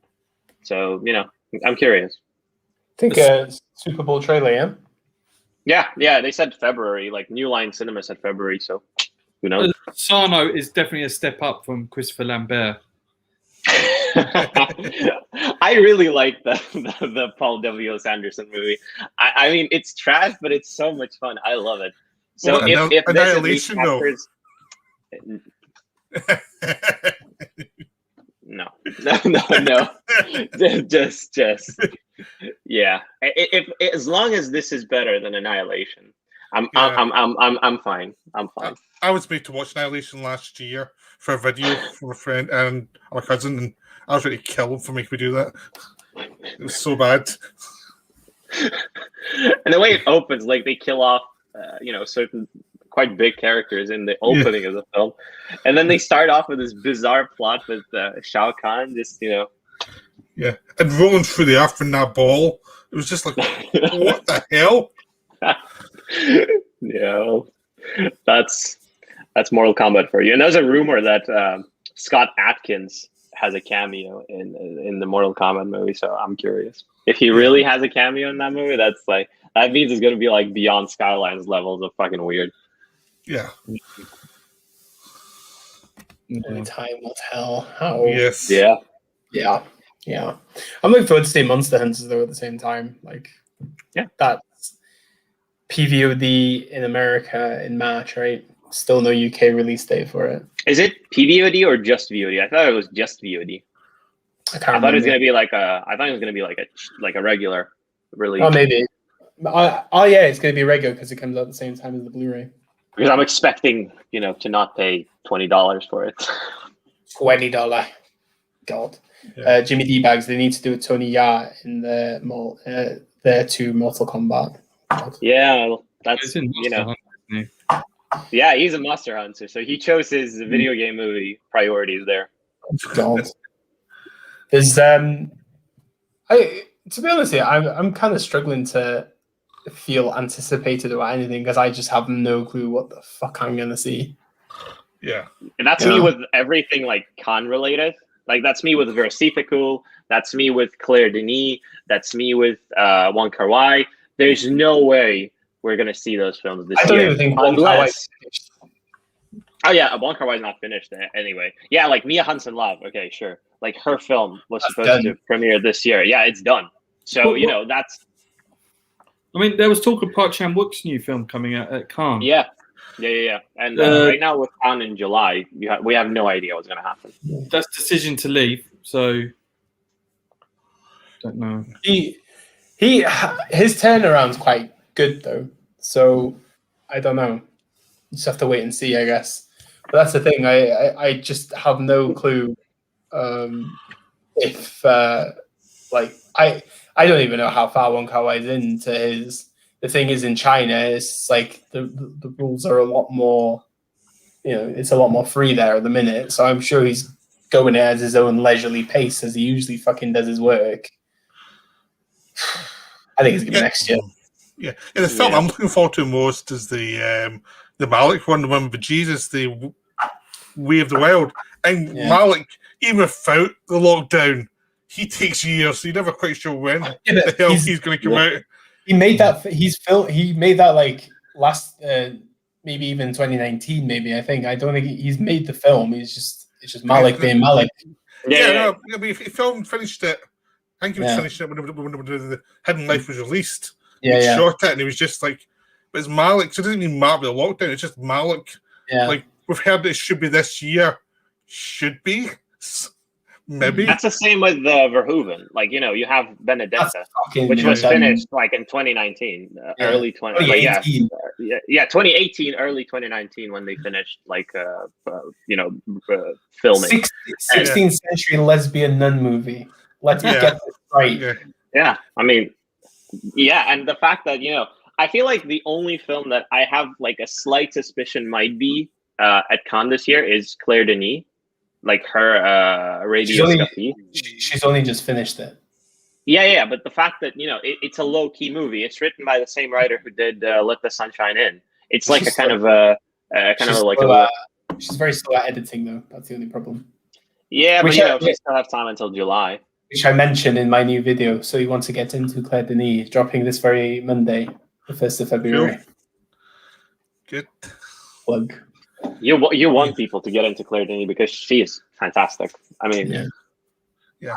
I really adored High Life. I watched High Life last year or something. That was really good. And I have bought Beau Travail on Criterion, so I'm looking forward to watching that. It's all about the fuck box in High Life, isn't it? Check out 35 Shots of Rum and US Go Home. US Go Home is like 68 minutes, I think. And it's on YouTube. Yeah, it's on YouTube, so worth a watch. Eric says, "I'm concerned that Shin Ultraman will not have enough action." That's a valid point. I hope. I mean, Shin Godzilla, when you look at it like from the perspective of like a kaiju movie, didn't have that much action in it. Like that much action. It wasn't like full blown action every second kind of movie. It had certain elements of like the politics of it all, the way they use nuclear weapons, the way they kind of combat it with the army. You have all of these scenes in it, and I feel like it's kind of it fits more in line with like the first Godzilla movie than with any of the sequels.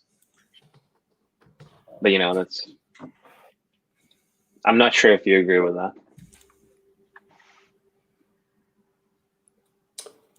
David, Dion picks directors that I don't like on purpose. Yeah, I do.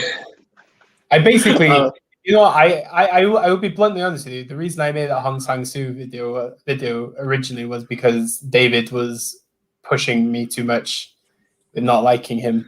Like, I had the idea for this series for like a couple of years, but when he was telling me like how much he didn't like the film, I was like, nah, I'm gonna change his mind. It's not worked. I mean, if David doesn't like Hong Sang-soo. No. It depends who you what film you start off his. Right Now, Wrong Then. I think that's a perfect place to start. Yeah. Always is. Never go in too deep like he did. I think, what was it? On the Beach at Night Alone he watched, right? Did he watch Woman is the Future of Man? Yeah, Woman's Future Man. You don't start with that, or The Pig That Fell in the Well. I mean, you have to start, the day after. I would start with Day After, either. I started with Nobody's Daughter Haywan. That's a good. That was that's a good that's a kind of a low key start, but I liked it a lot. Mm. And then straight into Right Now, Wrong Then, which was just blew my mind. Mm. Exactly. To be honest, I'm quite shocked that Warner Brothers are releasing Matrix 4 still this year. Yeah. Are they though? Yeah. It's announced, but I feel that we're pushed back. I feel it's like a summer film for next year. Yeah. It's still on the whole that promo, which surprises me. Do you know what I think is going to be the biggest blockbuster of the year? Oh. Dune. Wait, Dune? I think it's going to financially flop, just like I think it's going to flop. Yeah, just because it will be popular among the Kino crowd, but the regular audience will not resonate with this. And for the right reasons though. Villeneuve's films are. Remember LCJ with Denis Villeneuve? Do you really? I mean, the cast is quite mainstream as well. True, but the cast was quite mainstream for 2049 as well. They had fucking Ryan Gosling in it. Yeah, but the story's pretty dark though. Yeah. It takes up to the point where everyone dies. It's taking up to the bit where everyone gets killed. A few people escape. I think this is what the studio does with these type of films. Is like, okay, if you can give me a good cast, we'll give you all the money. And then obviously this cast is like, you have two of like the biggest young actors in this now. You got Zendaya and you got Timothée Chalamet. So that's like two factions of fans that are going to give you money. But it doesn't mean that money equals them enjoying the film. No. Yeah. I think the casting of Duncan Idaho is the worst casting I've ever seen. Jason Momoa. Yeah. Because he's Aquaman. Come on. All those Aquaman dolls. He's never signed. Duncan Idaho. I mean, I would have, he could have been a young Gurney, but because Gurney's like a soldier, isn't he? He's like a proper fighter. I think it's been a while since I've read Dune. Isn't there like a Pamela Anderson biopic that's supposed to come out that stars like I don't know. I don't remember who's like. I remember it was a weird cast, like a very weird cast. Winter Soldier Man's gonna be in it. Yeah, but basically I thought Sebastian Pamela Stan Anderson and, cameo in Dune. Lily James. Weird. Who I thought the best casting in Dune was Stellan Skarsgård as Baron Harkonnen. Yeah. I thought it was myself. Fuck yeah, no, that's casting. But the thing is, I was also thinking about the David Lynch version of the Harkonnen, because that was the best part of that film. It was those villains, and it was like they're never going to top that in those films. So, yeah, Sting is. Yeah, the fight between Sting and Kyle MacLachlan is just something that will never be beaten. Let's be honest. That's top tier Kino there. Yeah. But, I don't know. If we talk like cameos, I just saw a Chris Rock movie, Top 5, and it had a DMX cameo, which was the weirdest fucking cameo I've ever seen in my life, I think. It's just, DMX, like the hip hop artist. Yeah. And he sings in that movie. He doesn't rap, he sings a cappella. Does he sing in his like usual rap voice, which is like yes. Oh my god! You can find clips on YouTube. It's mind-boggling. No, it's kind of weird to think that people will be seeing Dune like on their TVs though as well. Yeah, it seems weird. Yeah, does. I mean, it's a gray movie. Kind of fits that people are gonna watch it on TVs. It's not like Blade Runner. We're gonna have like these neon highlights everywhere. It's gonna be much more subdued. So it'll be like Arrival. Arrival was subdued as well. I mean, I think Godzilla vs. Kong is a bit of a weirder film to watch on a TV. If I'm being honest, that one's just like screams like IMAX or whatever format you can see it in. Yeah, that's true. Very true. I don't know. I'm hopeful. Like, obviously, I still want to see Candyman as well. But oh yeah. I'm very excited for that. I am as well. The guy who plays Candyman, I think he's awesome.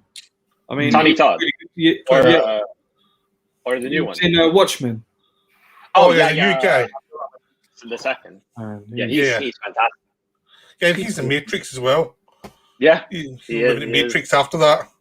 And they're doing. He's doing Aquaman 2 right now. Yeah. He's like he posted like the filming's about to start. Yahya Abdul-Mateen the second. Yeah, the second. Yeah. Second. But no, I'm really looking forward to seeing that one. But yeah, it's the same as Dimitri and Spiral also. Of course. Yeah, me and Spiral. You know, like I feel like this movie's never coming out at this point. Like I just made peace with it. You know, like. And it's the same with A Quiet Place Part 2, which I wasn't as excited as I was for Spiral, but you know, I know that's maybe eventually one day will I live to see it. I'm not sure. Yeah. Has Edgar Wright got 2 films coming out this year? Yeah, he's got one. He's got one at Sundance this week, and then he's got Last Night in Soho. Yeah. What? Edgar Wright has a movie at Sundance? Oh God, yeah. What? Don't get me started with Edgar Wright today, because how is it the first time I'm hearing of this? Are you not a fan? Well, based on on my grading over the last 2 weeks, I'm up to here with fucking Edgar Wright. Did everyone do Shaun of the Dead and Hot Fuzz? Yeah. To put it into context in the chat, I've been grading students' portfolios for like film reviews, and the top 2 directors I had was Christopher Nolan and Edgar Wright, and then the most popular film I had was Spider-Man Into the Spider-Verse. I got nothing against the kids for writing what they did. Not a bad choice. It's not about choice. Yeah. But for me personally, I was losing my soul marking things about fucking Edgar Wright constantly. What about Uncut Gems? I imagine that would be like, they weren't allowed to grade Uncut Gems because they did it in my class. Oh yeah, I forgot. So, but one person did Good Time, one person did Beau Travail. They're just trying to get good grades. Yeah, but I said that to you, didn't I? It feels like they've gone on my Letterboxd and just like. Yeah. So yeah, but they were good write-ups, so they weren't terrible. But yeah. You know something? I really after Tenet, I just cannot be asked with Nolan films anymore. I thought Tenet was a pile of shit. Wait, when did you see that? Did you see that after the stream we had last month? Or after the stream we had last month. Because I saw it and then I thought, it's not that complicated. It just tries to make itself complicated. Yeah. Because I don't know what sort of audience it's aiming at. I mean, when everyone said, I didn't understand Inception, what did you not understand? It's a dream within a dream within a dream. Yeah. But this is, I just didn't find it interesting at all. I just thought, yeah, he was just trying to overcomplicate something so simple. Yeah. Do you remember the scene where one character jumps off a yacht and like they come back to it later? Yeah, it was gonna happen straight away. The first time you see it, you're like, yeah, of course this is gonna happen. It's the only way this is gonna happen. Yeah, I enjoyed it, but I agree with you. It was overcomplicated for what it was, but I kind of like that kind of ridiculous nature of that film. But it is kind of silly. But yeah, the reason why people don't get it is because of thick. But the thing with Nolan is that he doesn't have his brother to write with him because his brother's been so deep into Westworld, and he was the sole credit on that screenplay, and it shows to you that who the actual writer is in that family. And it's Jonathan, it's not him. It's interesting. And also, he's kind of built himself into his worst of an enemy now. He's wound up Warner Brothers to the extent that he is leaving, or aka being told we're going to terminate contracts, we can't be asked with you anymore. He's created more of a fuss for the company than anything else. Can you imagine if Tenet actually went on HBO Max? The man would have fucking flipped. He would have sued Warner Brothers. Yeah. He would have made himself bankrupt because he thought he was going to save cinema that much, and that's the hilarious part of it. He didn't fucking save cinema. No. So He needs They to actually lost money because they opened Yeah. for Tenet. What's that? Cinemas actually lost money yeah, because they opened for Tenet, especially in the US. Like Oh. in the UK, maybe not so much because we had a larger turnout. I feel like, but in the US, definitely. but that's it. That's the thing. Not even the profit share. Like Warner Brothers didn't even like. They were still money grabbing as much as they could anyway. They were still in the same consensus where they were taking equally as the same amount of money as they would off a ticket anyway, which is a joke. Yeah. Take the hit. Yeah, I saw it in the cinema and there was no one there. I went in the afternoon. It was just me and my cousin, and that's it. Did you see when they got Tom Cruise to go to the cinema to watch it, and then got loads of cameras there to watch him go see it? Yeah. It's like they're using Tom Cruise to advertise the movie, like to go to the cinema to actually watch it. Yeah. I mean, if Tom Cruise feels safe going to see it, of course, go see it. Yeah. There's a video online someone made where like Tom Cruise leaves the cinema from that IMAX showing, and when somebody asks him, so what did you think of the film? He's like, I never want to see that again. Like he said during the leaked tape. Oh Mission Impossible set. Yeah, crazy. but Nolan needs to take a step back, go back to basics, go back to making films like Prestige. Yeah. That's my favorite. Has Exactly the same. It's the best one. It's simple but effective. Yeah. So I don't know. I don't get it. Jimmy D Bags. I've got Tenet, not watched it yet. Lol. Eric said I'll pay $4 to rent Tenet. $4 too much, my friend. I thought Jimmy D Bags meant like I've got Tenet, not as in like he has the Blu-ray, but as in like he understands Tenet even though he's not watched it yet. He just has it. Anyone watch Small Axe series on the BBC over Christmas? Incredible stuff. Hell yes. Check it out on the BBC iPlayer. If not, well worth your time. Yeah, there's a few of them that are really good. I like Education and Mangrove the most. Mangrove, yeah. And what was the other one I liked? What was the rock one called again? I forgot. They were really good. The fact that Steve McQueen made five great not full length films was astounding. Yeah, I haven't watched it yet, but I just had stubbornness because everyone's saying you have to watch it, and I'm just like, no, you gotta watch it. Yeah. And that's the thing. It's like I've been told so much about it. It's like I'm going to watch this in 3 years, just to be stubborn because I'm sick of hearing about it.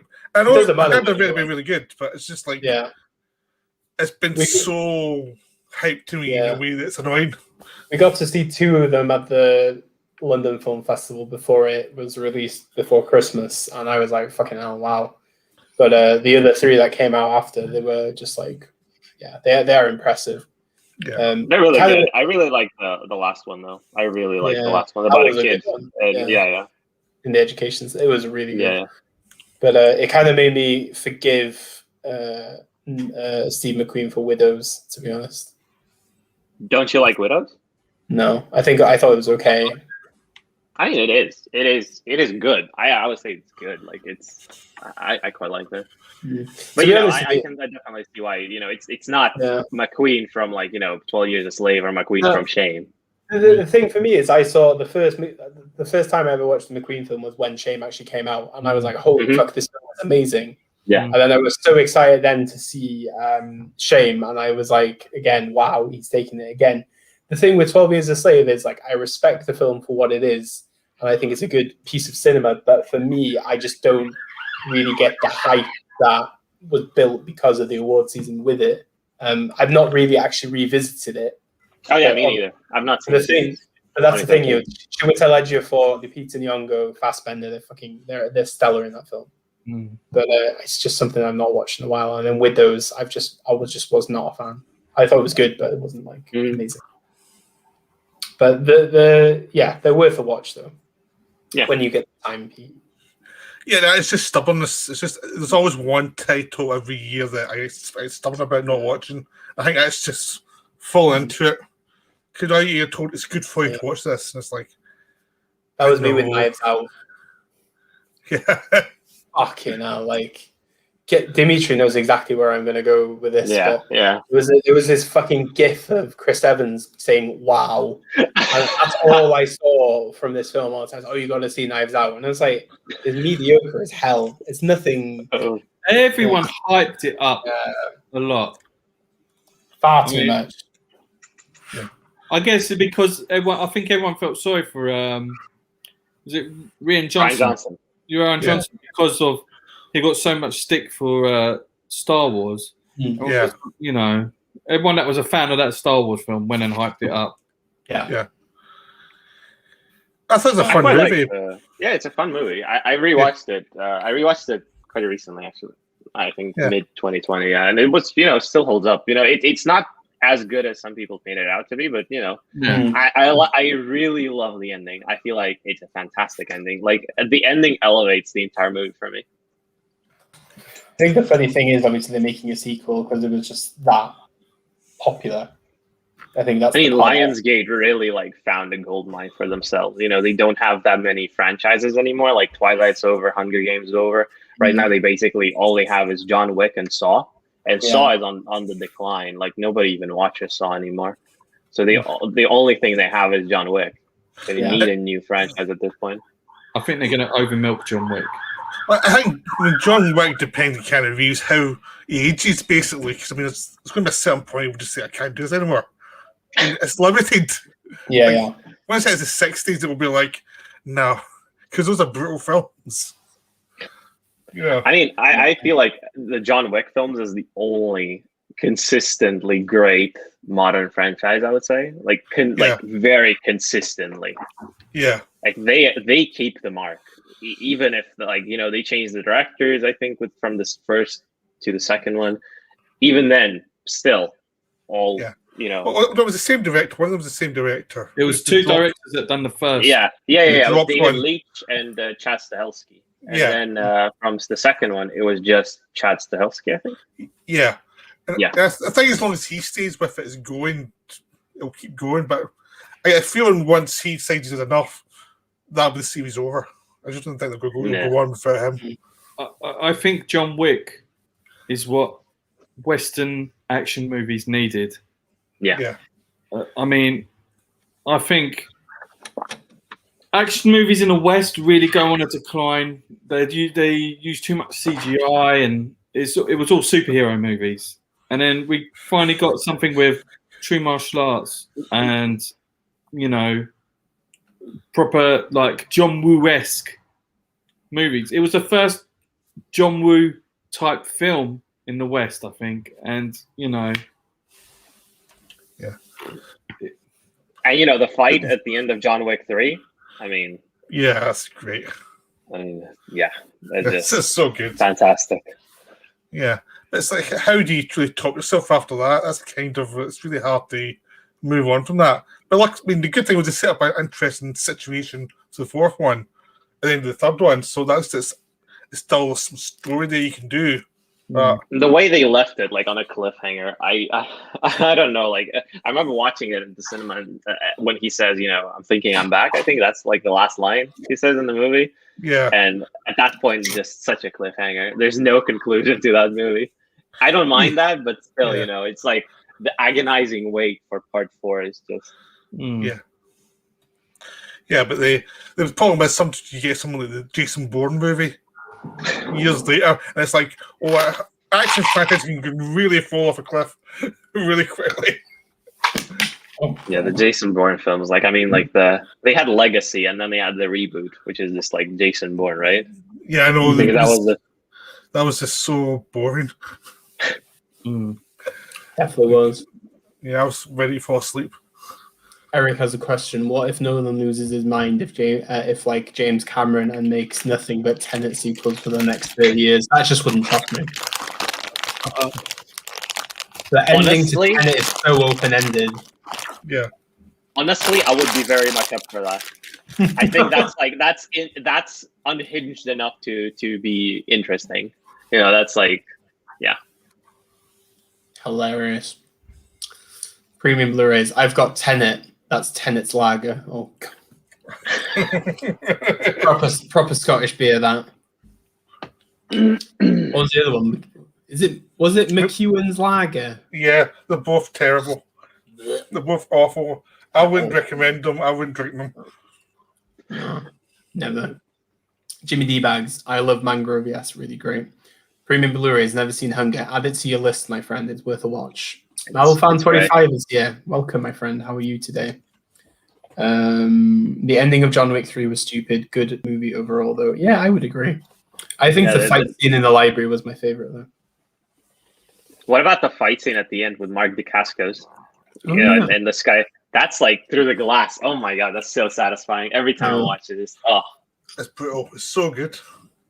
Can't beat Keanu, my friends. Cannot beat Keanu. Extraction. What?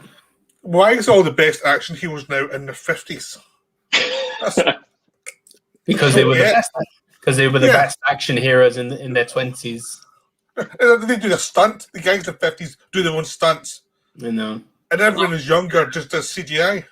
I just don't think there's those who can do action probably just going to MMA. Yeah. What about Jason Statham, Renaissance, perhaps? I feel like we need something like Crank High Voltage again. Like I need a movie like that again in my life. Complete nonsense. Yeah. I just feel like Jason Statham peaked after Spy with Melissa McCarthy. I think he did it. I love amazing that. That's a great movie. He's so funny in that.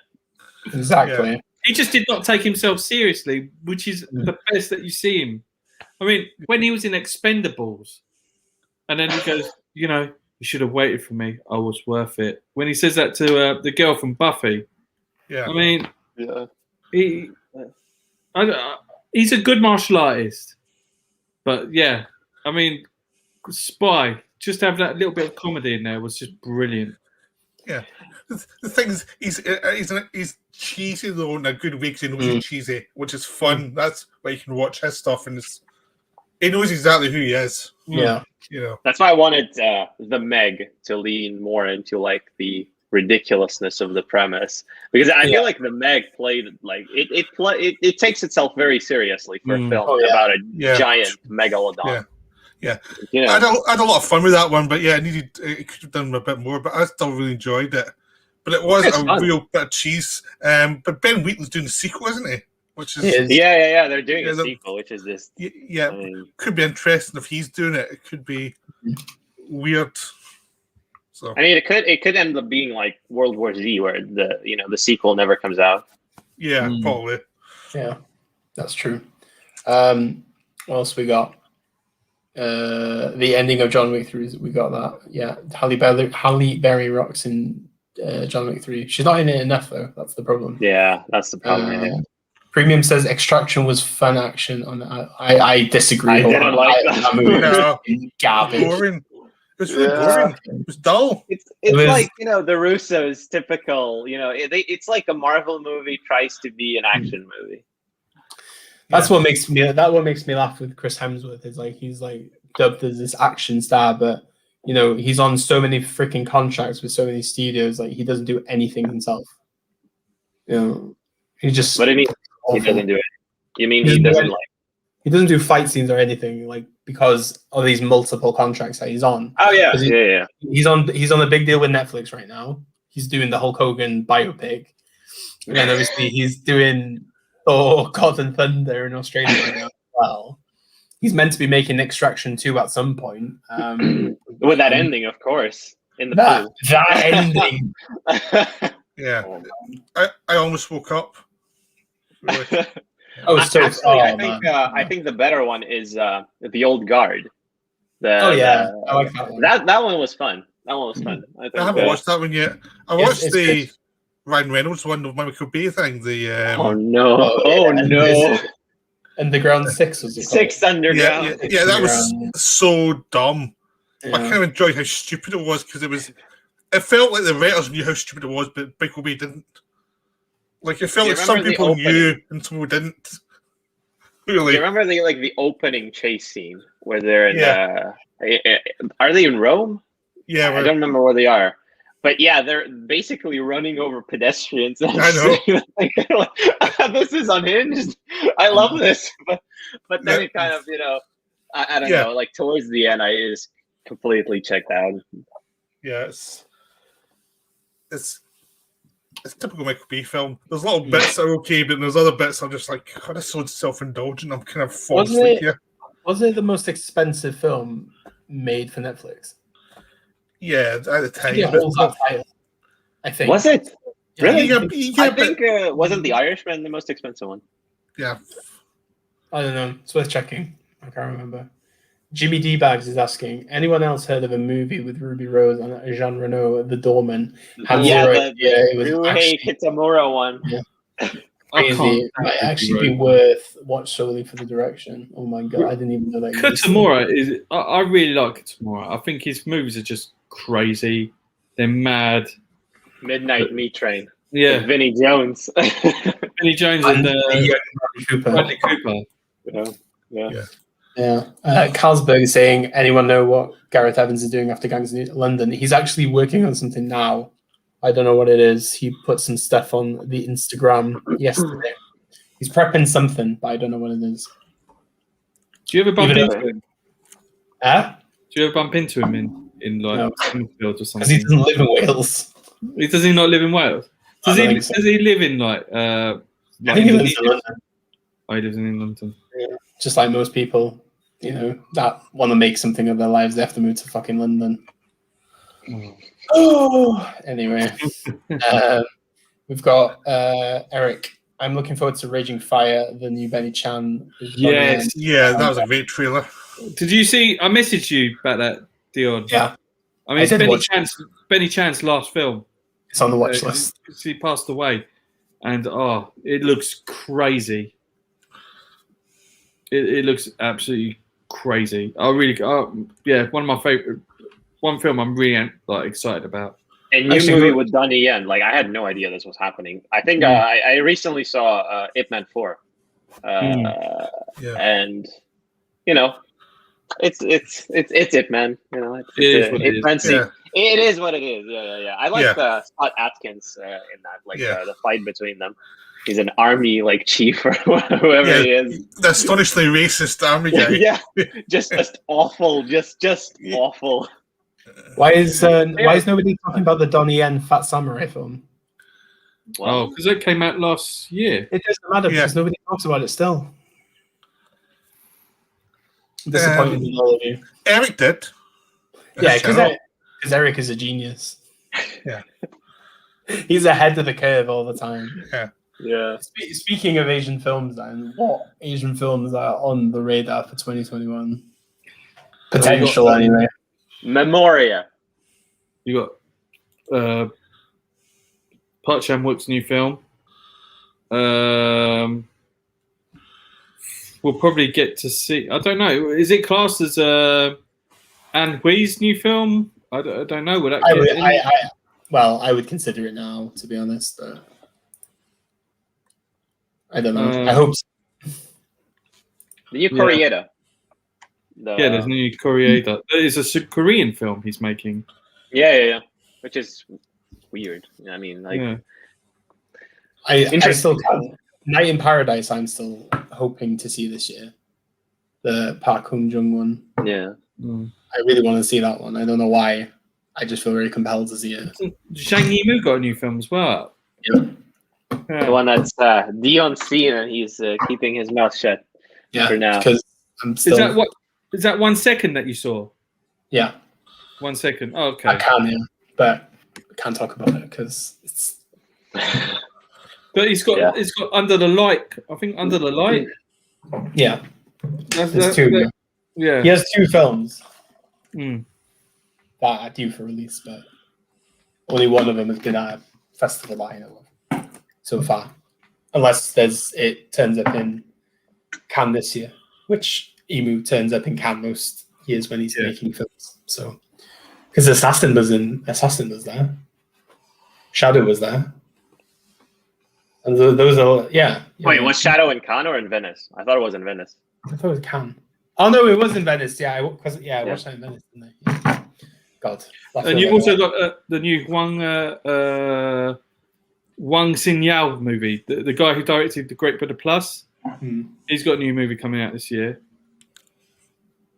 Don't think any. Is there any of you guys seen The Great Buddha Plus? I'm still waiting for my copy to turn up.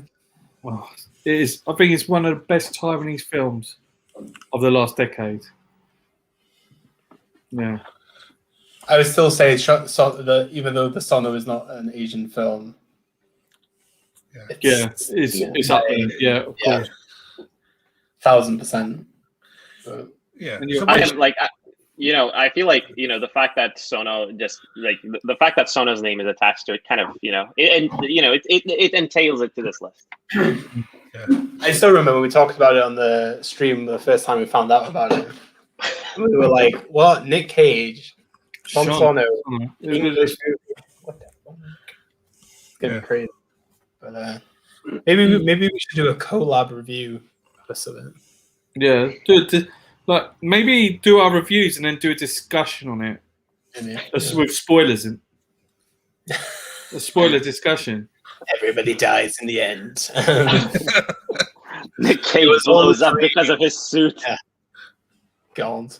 Face Fan 45.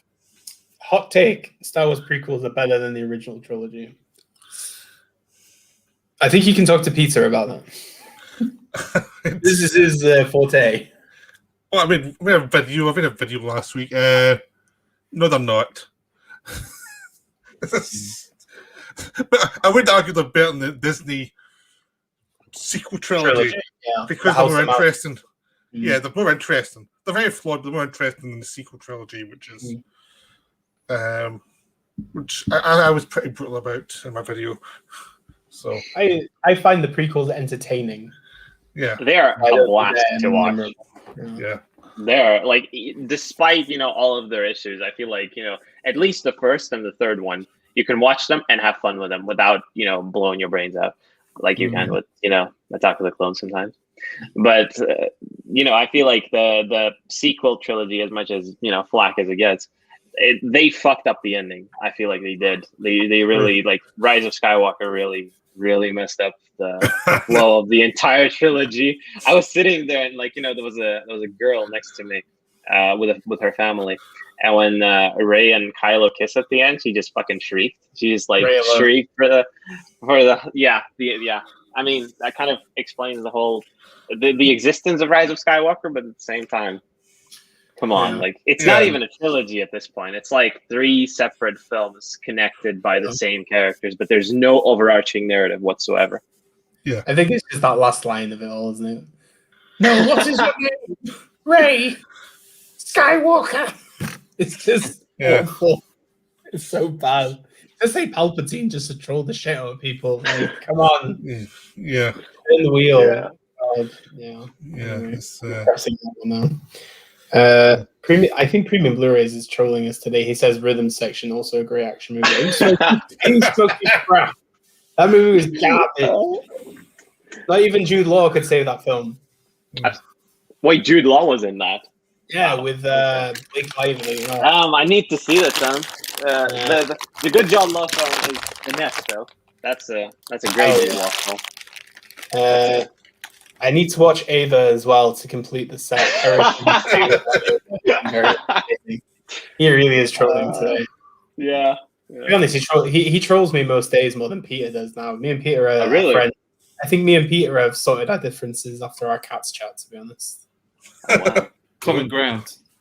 Yeah, the line in the sand has been drawn, and we're friends anyway. But I think we respect each other too much now for our distinguished palettes within cinema.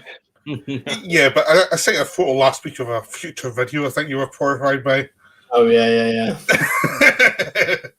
Yeah, that's true. It's okay. We'll say that for another day. Yeah. Jimmy D-Bags, Gestapo's last orgy just got refused classification by the BVFC. What the fuck is Gestapo's last orgy? I think I needed to do a double take there. Do you know what? Actually, I'm surprised that didn't come up as a flag for review. Yeah, exactly. So if we talk about capitalism and consumerism, it gets reviewed. But when we talk about Gestapo's last orgy, It doesn't get reviewed. What the fuck? YouTube. Do you know? I put up a video not yesterday, the day before, and I got banned. And it was a Japanese Blu-ray update. Yeah. Posted on Facebook. I got banned for 24 hours on Facebook just because of the thumbnail. Wait, so ball gags that counts as bannable offense at this point? Because I had a warning prior because I called a wet movie something, and I got done for bullying. So it said I've broken the community standards twice, once for nudity and sexual activity, and once for harassment and bullying. That just makes me actually such a scumbag. Oh God! It's like, and I actually contested it. I said, "Did you actually see the post?" They said we did, and it's still banned. It's like, what the fuck? If you put it into context of the movie that I reviewed, rather than just a picture of a guy with a ball gag. I mean, is a ball gag really that offensive? I don't know. Yeah. I mean, the weirdest thing I've ever been banned for wrongly on Twitter was when I mentioned Why Don't You Just Die, the movie. And I was banned for harassment when I just, named the title of the film. Jesus. So... Yeah, and I'm perma-banned on Facebook. Like, I cannot make a new account on Facebook with my face. Like, it recognizes my face, and I can never make an account again because I had an account on a different name, like my legal Russian name, and then I deleted that account permanently. And right now, when I try to make it again, it says that you can never make a new account again because you've already deleted your previous account. Oh my God! Yeah. So it doesn't matter which IP. It doesn't matter what device I use. It uses facial recognition immediately. I was hoping it was for some grotesquely awful statement you made somewhere that was. I mean, I used to troll some fans in 2016. That's maybe. Yeah, but maybe. Yeah. Yeah, that wouldn't be the reason. Yeah, probably because I deleted it. And, Yeah. Basically, Mark Zuckerberg didn't like his face, so he's permanently banned. Yeah, lizard people hate me. Isn't that a good thing? I mean, I count that as a win. Yeah. Carlsberg's asking, is there a new Neja sequel on the way? Yeah, Zhang Ziya. I think it's meant to come out this year. But I'll tell you, Mamoru Hosoda's got a new anime coming out this year. The guy who did Mare, Girl Who Leapt Through Time. So yeah, that's going to be big. David is asking, when is Days available in the UK or anywhere? I know it's meant to be getting a 2021 release on VOD in the UK, but I don't know when. But if you want, I can hook you up with a link. This screams a movie to me. Like Days, I don't know. Do you think Dave would like Days? No. Wait, why? Because it's Dave. And it's a great film. It is a good film, and I shouldn't judge him on not watching it yet. But I don't know. It just feels like I don't know. We'll see. I mean, he probably knows that it's just like, 13 long shots for the entire film. 13 shots. To be honest, the comments I've had for my video review of Days, of people what the fuck did you see in this film that's good? Really? Yeah. There's very little dialogue, but there's 3 lines in the whole film, probably. Yeah. It was just like the massage session, I think, like the whole the post massage thing. But that's the whole point of the film. It's all about isolation. Yeah. Eric is saying, once I heard the Emperor was coming back, I knew they completely ran out of ideas. Hell yes, they did. Yeah. That was the dumbest thing they did. Yeah, when I was watching it for my video, I was gobsmacked with that last film. I was just I remember it being bad, but enjoyably bad. But that last time I watched it, was oh my God, this is just boring. Yeah. Crazy. And after all of this talk about like Star Wars, we're probably like blacklisted from Disney. Yeah. Are you ready, Dion? I used to have a decent relationship with Disney back in the day, and they're just not so nice to me anymore. Who is nice Yeah. at this point? I hope I feel like Signature. only our stream is nice. I hope Signature Entertainment are nice to us. That's the plan. That's the Wrong plan. turn. Fingers crossed. And Wally's whatever thing it's called. Yeah, Wally's Wonderland. Yeah. Gestapo Last Orgy is an old video nasty. Jimmy D-Bag says. Well, Milking Movie, Gestapo Last Orgy is 2021. Milking Movie. Oh my god. Potentially, it could be. We're only on stream 1 of 2021, but you never know, Paul. Premium says you got me out of the extraction shit. Exactly, it is. I bet you Dave has just retracted his consensus now. He's just like, oh no, nobody likes it, so I'm not gonna like it. He's a sheep. Yeah. Who likes Extraction? Come on, man. Nobody. Even though wasn't it like the highest viewed film on Netflix until Old Guy? Yeah, it was. Yeah. And how Hoopy Halloween. And now it's The Midnight Sky, the George Clooney film. God, It's like the most watched. Yeah, I haven't bothered that one. That's Just a bit fucking bored. shite. Isn't Yeah. the Bridgerton's the most watched thing on Netflix? It's the most That's watched a series. TV show. Yeah. Yeah. It's the most watched series. Marvel fan, seeing Days soon, along with Goodbye Dragon Inn, and What Time Is It There? Taste. It's good. Yeah. Simon Lang. I need to get Liberty as well. I still haven't got that yet. But I've got someone's review, but I haven't. Maybe we should do a discussion stream on that one day as well. I know Carl would join in on that one because he finds it hilarious. Yeah. Where we people's movies, there is no they're not nice to me either. Disney, exactly. You know what? Honestly, before they did this whole merger thing, yeah, it was they weren't too bad, but yeah, not even with the Beeb. The BBC Wales are not very good with this. Carlsberg, I recently picked up some 3D Blu-rays as I have that option. Now, I've never seen Hugo Scorsese. Would appreciate you guys. Do you know what? I thought Hugo was a good 3D experience. Yeah, I liked it. Yeah, I thought it was quite cool. I love Hugo. Yeah, not to self-promote, but I've done an excellent What's the Best 3D Films last year. Do you guys still have 3D Blu-rays? My Blu-ray player plays 3D. No, I mean, like, do you have 3D? No, I don't. Where you can, No. I went to Hugo in the cinema in 3D though. Oh, okay, yeah. Yeah, the 3D in that movie was shockingly good. Like, I did not expect it to be like that.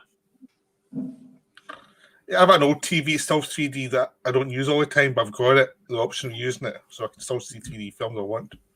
Yeah. So, but I thought Hugo. I think Hugo is a really underrated Scorsese film to begin with. Yeah, me but too.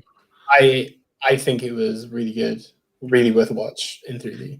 Yeah, if you want a good 3D film, Caves of Forgotten Dreams is Herzog's one's very good 3D as well. It's in a cave mostly. It's not show off in 3D, but it's just immersive 3D. It's really good. Interesting. I went last 3D film. Well, I saw 2 3D films in the last decade, and that is Ghost in the Shell and Long Day's Journey into the Night. Oh, oh yeah. I think Long Day's Journey into Night is one of the best 3D implementations. Probably the most fun implementation of 3D I've ever seen in my entire life. Yeah. You know, I like how, like, when we walked into the screening, it was like an outdoor screening, and the lady at the front said, "Oh, you'll know when you need to, when you need to use a 3D glass." I'm like, "Yeah, sure, okay, interesting." And when she said, I'm intrigued. And when that moment comes, I'm like, "Oh God, oh yes, this is so satisfying." Yeah. I haven't watched it yet. I've got it. I haven't watched it yet. It's one of my films for next month to watch. So no spoils. Have you got a TV? With me? Yeah. Oh, have you got the 3D disc as well? No, that's in streaming. So I'm not really sure it's going to have it or not, but I just want to see it, so I'm going to cheap and streaming. I don't think it's essential, Yeah. but it's It something. elevates it. Yeah, it's something special. Just make sure you're not spoiled what that kind of 3D is. Yeah, I'm not and gonna why say it anything. happens. Yeah. Yeah. Like that thing. Like when I saw it at the cinema, it just blew my mind. I've never had that experience at the cinema ever. Yeah. It's what the film spoke to you, really. It's just Yeah. like, That's the big question as well. Where the fuck is Began? I mean, No new movie in what? yeah. well, It's on Bong 2 years, Joon-ho 3 years. Bong Joon-ho mentioned him as the next big thing, and then it's like, I don't Pressure's need to do on anything now. He probably said, I don't need to do anything now. Like, no, I've just been recognised by Bong Joon-ho, so, you know. Only like the most successful Asian director there is at the moment. I mean, I don't think any other directors accomplished. in the modern era. Yeah, in the modern era. I mean, of course, I'm not talking about Kurosawa or anything like that, but I'm talking about in the modern. Yeah, like you said, the modern era. I don't think there's anyone that's been as successful as him. Hey, he's got a pink full filmography box set coming out in Australia. He must be doing all right. Yeah. I think it's a sign that I first met Dion after he walked out of the screening of Long Day's Journey into Night. I think the first time we met was when you were walking out of that, and I was walking into Cam. I just remember. I remember I saw you at Picture House. That's all I remember. But I remember we went to the Assassination Nation that day. Ironically. Yeah. Oh, shit. Yeah, you with another reviewer that day as well, because I saw you, I think the day that you were going to go see it. Do you remember? And we went for a cake. Oh, with my friend Kieran. He's not a reviewer, he's just a friend. Oh. Yeah, he's an American guy, yeah. Yeah, he came for a cake with us, didn't he? Yeah. It was a sunny Saturday afternoon, it was. Yeah, what a... You know, it's just, you know, first time we met Huss, I met Huss, he was going to see First Love, I think. Yeah. I think that was the first time we met. Yeah. Happy days back then. Man, yeah, I mean, actually going to the BFI and it was completely packed. Yeah. We're going to see that now. Yeah. Just a weird thing to remember right now. I know. Oh my god. Premium Blu-rays. I loved about endlessness, so don't I qualify? You qualify for everything, David. You're a good man with a good heart. Endlessness is fantastic. I'm so glad people are talking about it. So Yeah. you know. Rene, new Takashi Miike film this year. Do we really need another Yoaki movie? What is a yokai movie? Like for me, yokai is like the old anime or what, Yokai Watch, I think, whatever it's called. Is that I didn't one? even know there was another one coming out. I didn't realize it was new Miike coming out. I mean, but Yeah. I'm unbeknownst. Is it? It's not the police heroine Love Patrina. No, that's a TV series. The Great Yokai War Guardians. That's the movie, I think, that Rene is talking about. I have no idea what this is.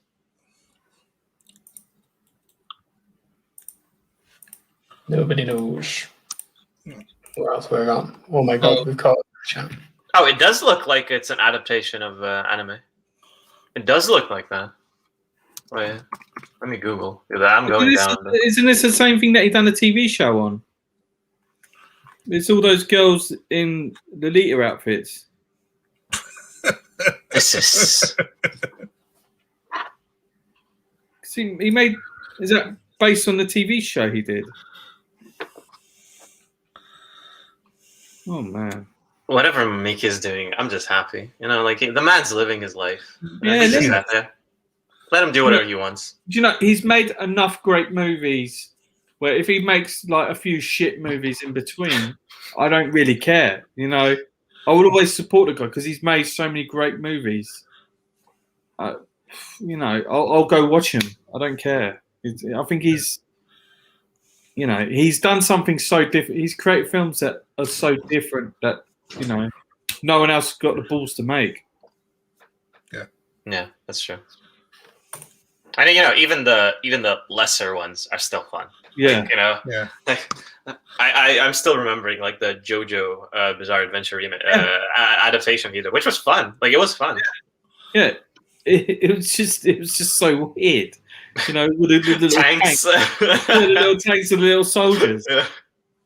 Yeah, it's interesting. Like the way he makes them, even if it's something like an adaptation of a video game adaptation, like the Yakuza game he did, like the Yakuza Like a Dragon, I think. Which is weird. Like right now, there's a game called Yakuza Like a Dragon, and his movie was, I think, called the same. But yeah, still fun. Let him do what he wants. That's my take. When I came out of the cinema from watching First Love, I was just on cloud 9 because the film was just so entertaining. It had everything you'd want in a film, and it just makes you leave so happy. Yeah. And I think, I haven't felt that way about a film for so long. And I think, that respect to him. Let him do what he wants. Such a big-hearted movie too. Like First Love. It's like it's a really like it's a movie where people do coke and shoot each other, and like and like go fucking crazy. And there's an animated sequence, and yet it's still a story about love and affection and being caring about each other. It's good. That phone call he gets during like the shootout. It's brilliant. Yeah. So they've released the streaming figures for Christmas in America. So that battle between Wonder Woman 1984 and Soul, right? You ready for this now? So on HBO Max, Wonder Woman was watched a total of 2.25 billion minutes compared to Soul's 1.67 billion watch time. Whoa. Okay. This is shocking. That's massive. Yeah, so fuck Disney, basically. That is crazy. Like, obviously, I know it's a longer film, but I can't imagine that if the film was shit, most people wouldn't have carried on watching it anyway. So that's actually quite big figures. There's another story broken as well while we've been on the stream about distribution in the UK. This is crazy. So it says here, this is from Robbie Collin in the Telegraph. So it's my understanding that an agreement has been reached that when current restrictions ease, the theatrical window in the UK will narrow by around 66%. So going forward, there will only be a 31-day gap between film, cinema, and home debuts, or 45 days in the case of major blockbusters. So for film lovers, this is extremely good news. First, it means that unique communal experience in cinema is preserved when you can see a brand new film release, but also you can experience it from home. Second, it means that the consumer choice, if you don't want to pay premium prices for a given title, you don't have to wait as long for a more cost-effective and convenient alternative. That's quite interesting. Like, how long's is it 90 at the minute? It's 90 days, yeah. 90 days, so they're slicing it by a big margin. By a half, essentially. Yeah. That's crazy. So what the same as when I watch Fast 9, I can see it pretty quickly at home afterwards. Yeah, I think it's Universal. They have a better relationship with VOD than most of the other distributors. Well, that's the thing. Universal at the beginning of this lockdown when they released, was it Trolls World Tour? Trolls. At least they were doing the right thing. Yeah. I mean, you remember when Warner Brothers announced their HBO Max strategy, the reaction from the people who follow box office and the people who support cinemas, it was catastrophic. People said, people said oh, this is the end of cinemas as we know it. This is what marks the beginning of the end times. And we look at 2021 right now, and there's no option to open cinemas anytime soon in most of the territories. Unless you decide to be like Russia and the US, where you're fucking crazy and you just want to open everything. So it's all about options. I think they foresaw the fact that this year, and obviously they're looking more into the US, that the numbers aren't going down of cases. So. I mean, you're going to see some sort of lockdown now that there's a new administration over there. And I think it's, they can't just be... Yeah. They can't be really opening up cinema straight away. Exactly. David is asking, have you heard of Hammond Rye, Dimitri? I think. Oh you yeah, love the movie one. I think this is a movie film. Yeah, I've not seen it yet. I'm intrigued. Thank you for the recommendation. Is it a sandwich? Looks interesting. It's a stand. Well, David sold it to me. I just haven't watched it. He says it's one of the best films he's seen in a while. So, but that's not what I've heard from most people. What do you mean? So who do you trust? That's the question, isn't it? I only trust my own judgment, or Husted sometimes, and yours, of course, Peter. Dimitri sometimes. Bullshit. You don't trust I find I'm easily pleased, but I will admit a film is shit, but I sort of quite like it. I enjoy the fun I have with it. Yeah, there's always that middle ground, isn't there? Yeah. I sort of understand that the film is not great, but I know what it's there for. It's not trying to be, My classic rating. Unless we're talking about things like Halloween 2 and Southland Tales, where people just think I'm fucking insane, where I give them 5 out of 5. Unless we're talking about that, I feel like we can all agree on most of the things. Yeah, as long as it's not boring, who cares? Yeah. My classic rating for a film that I love but I think is shit is 2.5 with a like on Letterboxd. That's it. That's when you know I like it, but I don't like it. I don't know if anyone's realised I'm starting to be a bit more active on my Letterboxd. I'm actually putting stuff in my diary. I'm actually grading things now, and it's like. I mean, I watched the Bill Murray movie the other night, The Man Who Knew Too Little. I really enjoyed it. I gave it 2.5. Yeah, I loved it. But you gave it 2.5. But I loved it still. I know it's not great, but that's what I'm saying. You put that 2.5 and you put the little hat on it, and then you like it. Yeah, it changes the entire thing. It does. It's like you watch like a shitty slasher movie from the 2000s. You give it 1 star. But there's a heart next to it, so Yeah. The thing is, my Letterboxd, I don't care. I'm not even trying to make it objective. I like the film. It's terrible. I'll give it 3.5 stars just to annoy people. Yeah. I watched Bad Boys for Life the other night.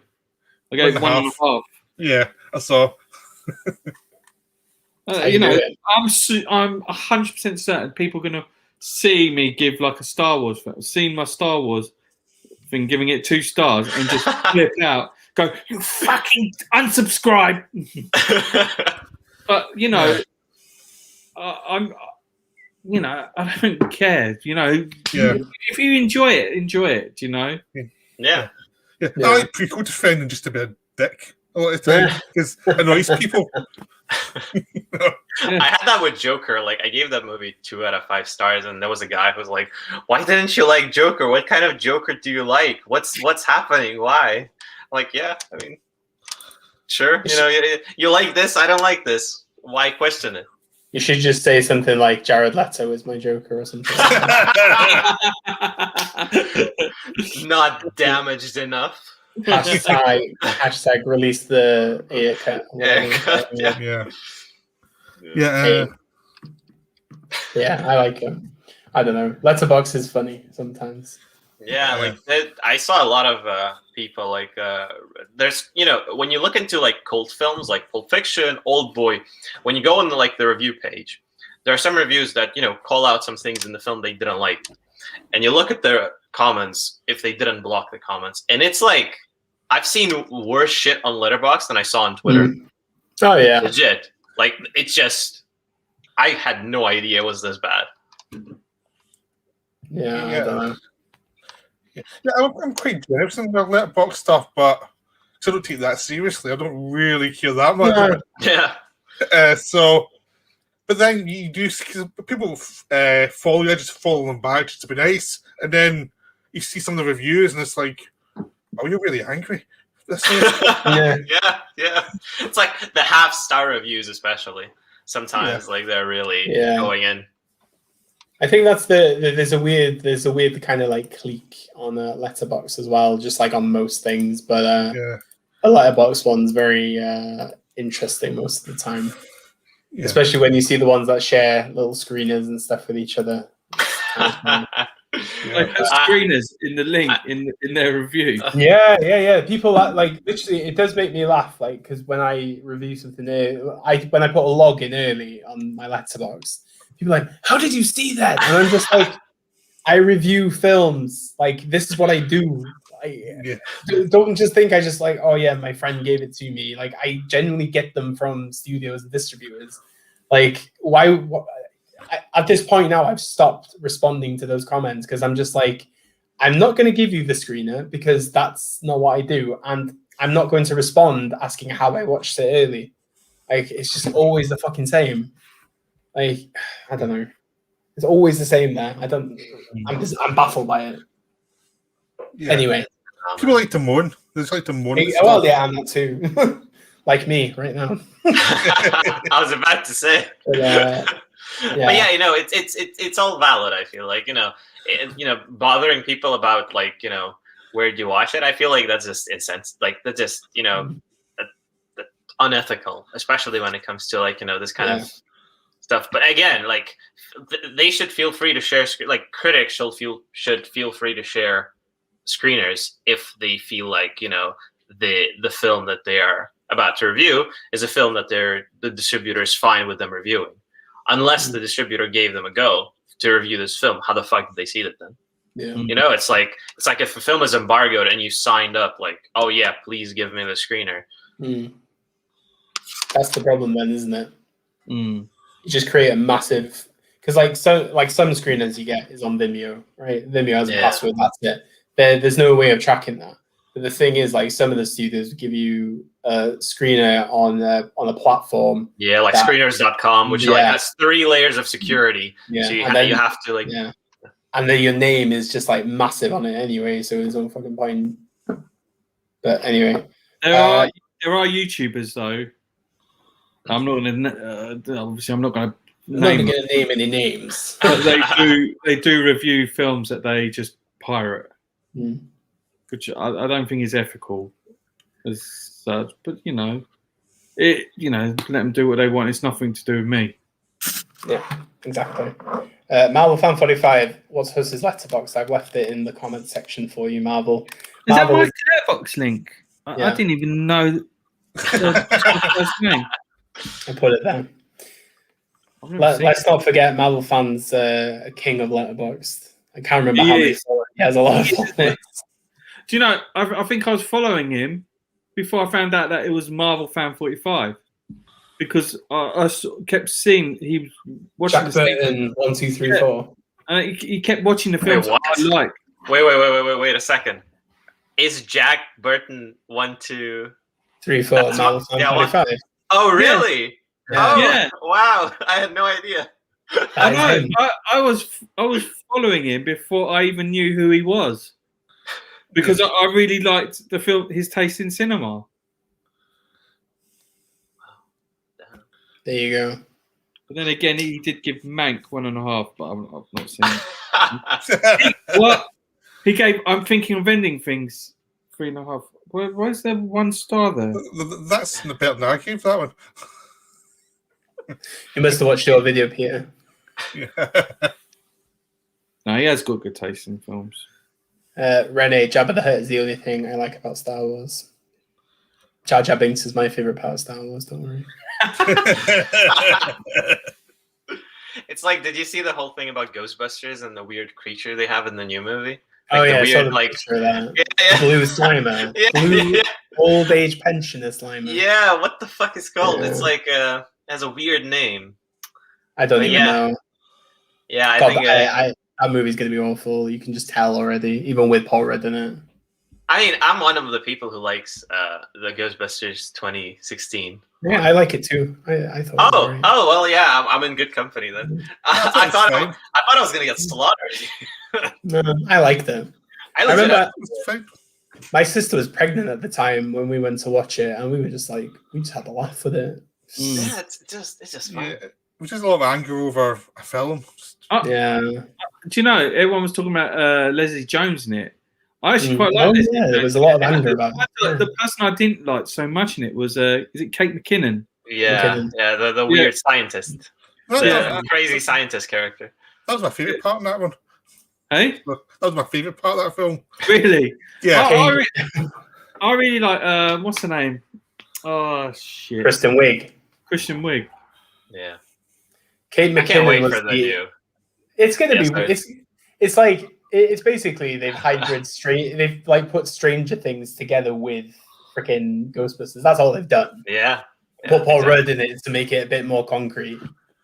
Mm. And it's obviously made by Ivan Reitman's son, which.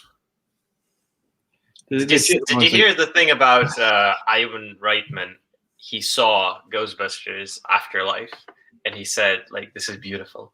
Like, this is one of the most. I'm finally proud of my son, which is such a weird thing to say. Like, I'm finally proud of my son.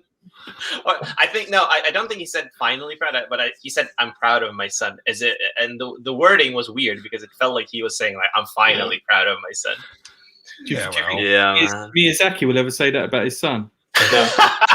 No. After watching Earwig and the Witch, no fucking way. You know, he openly says stuff like puts his son down so much, like completely criticizes him in public.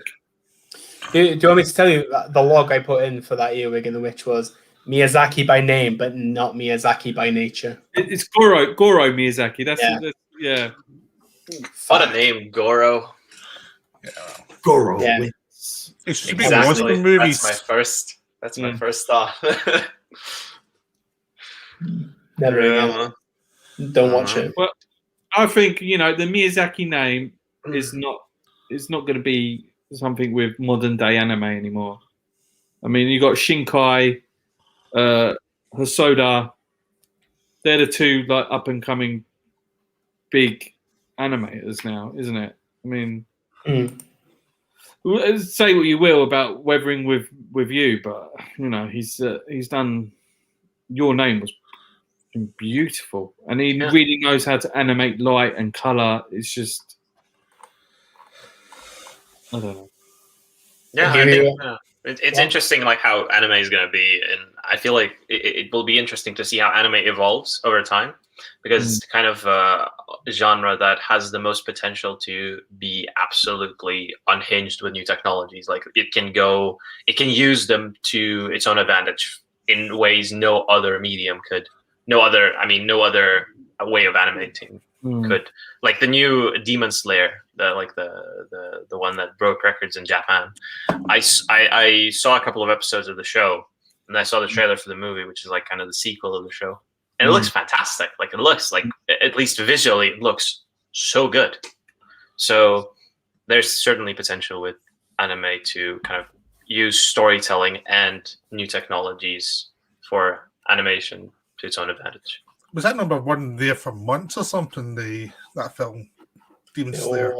Yeah. I remember hearing about the number one for ages. So obviously it had a chord somewhere.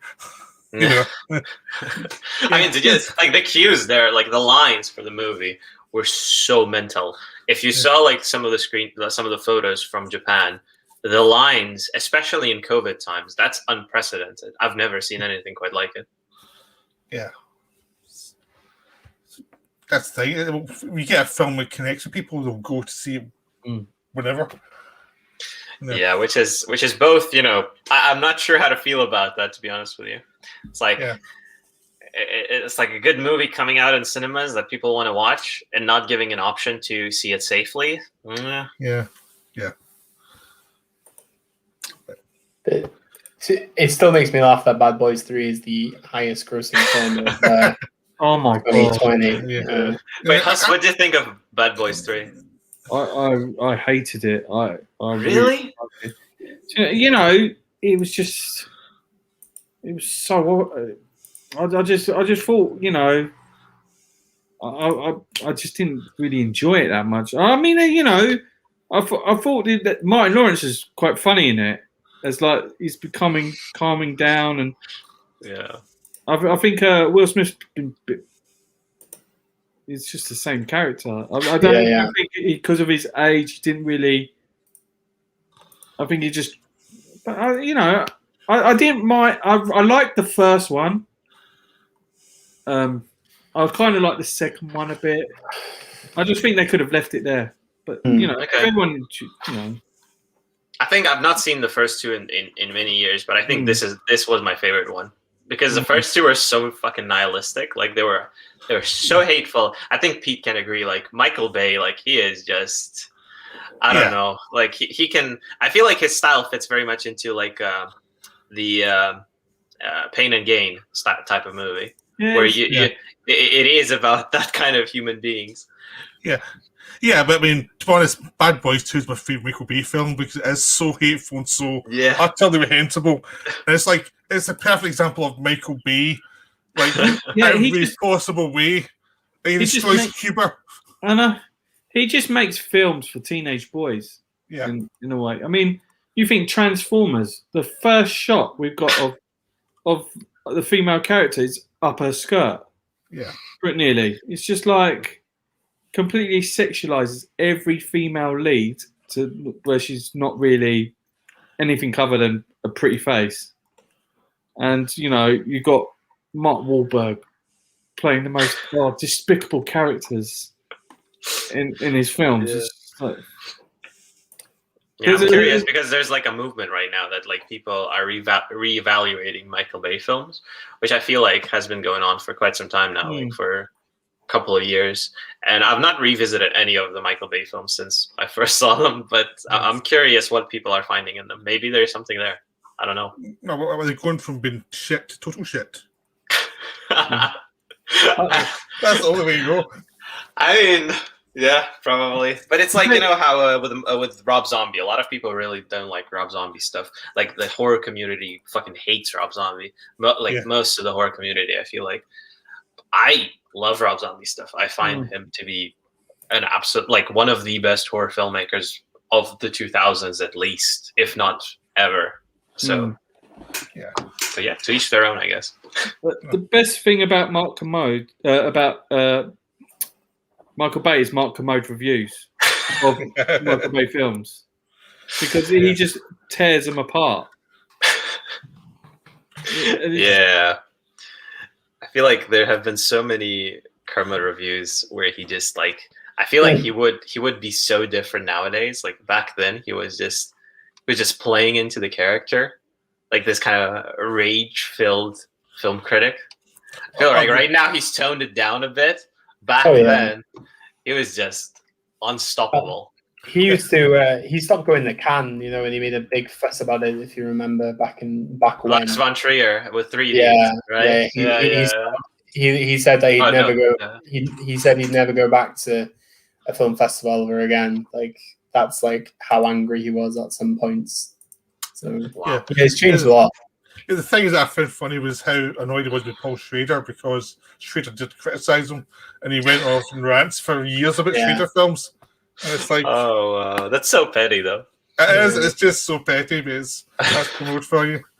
Speaking of which, there's a Schrader film coming out this year called The Card Counter. Yeah. I'm looking forward to. Yeah, same. Yeah. Very much looking forward to that one. That's going to be interesting with Oscar Isaac, I think, right? Yeah. I'm looking forward to that one as well. There's a weird news right now. Sorry to kind of interrupt the flow, but I just really wanted to talk about this. There's a news that Cloverfield sequel in the works with Batman TV spin-off showrunner Joe Barton. I have no idea who. I love the first Cloverfield. I'm not gonna lie. But what they did with with Cloverfield after that.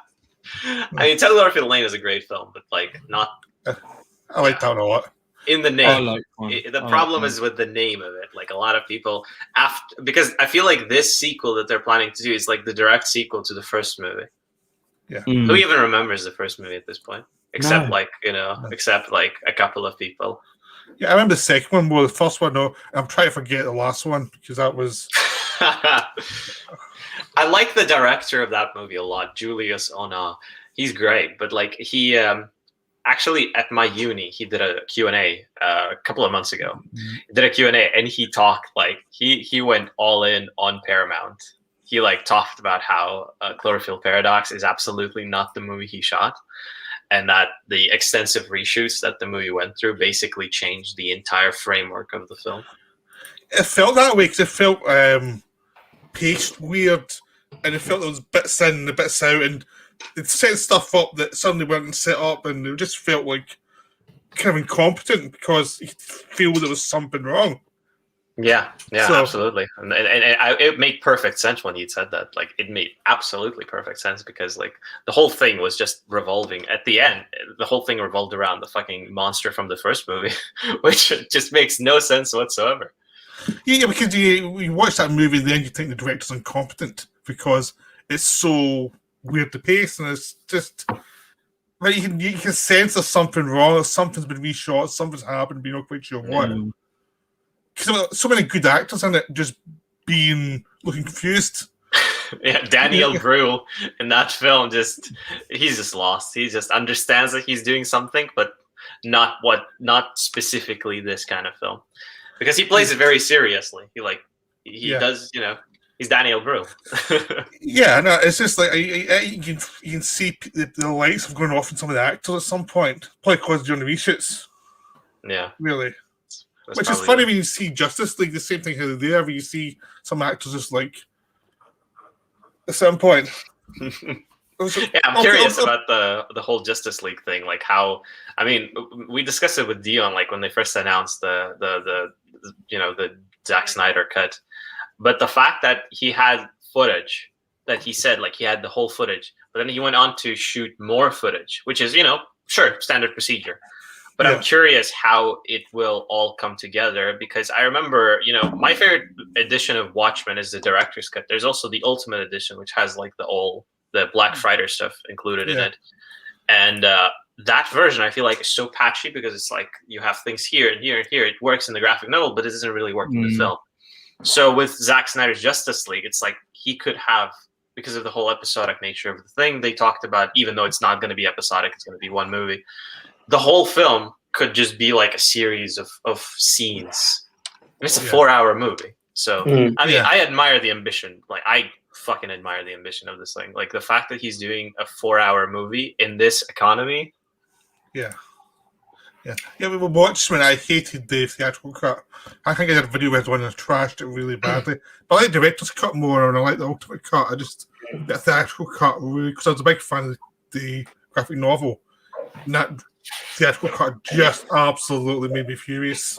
Yeah, it really it's the same with I felt like about Halloween 2, the Rob Zombie one. Halloween 2 Rob Zombie has his Halloween 2 has a completely different ending and a completely different character of Laurie in the director's cut. So the Laurie Strode in the movie, in the theatrical cut, is just, she's more subdued in the but she's still broken, but she's subdued due to kind of the Weinstein cuts that the cut they did. And the director's cut, Laurie's going all in. She is broken. She is absolutely tormented by her demons.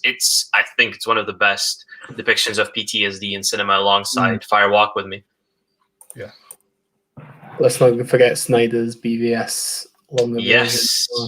Yes, the ultimate cut was so much. The ultimate. Yes, so much better.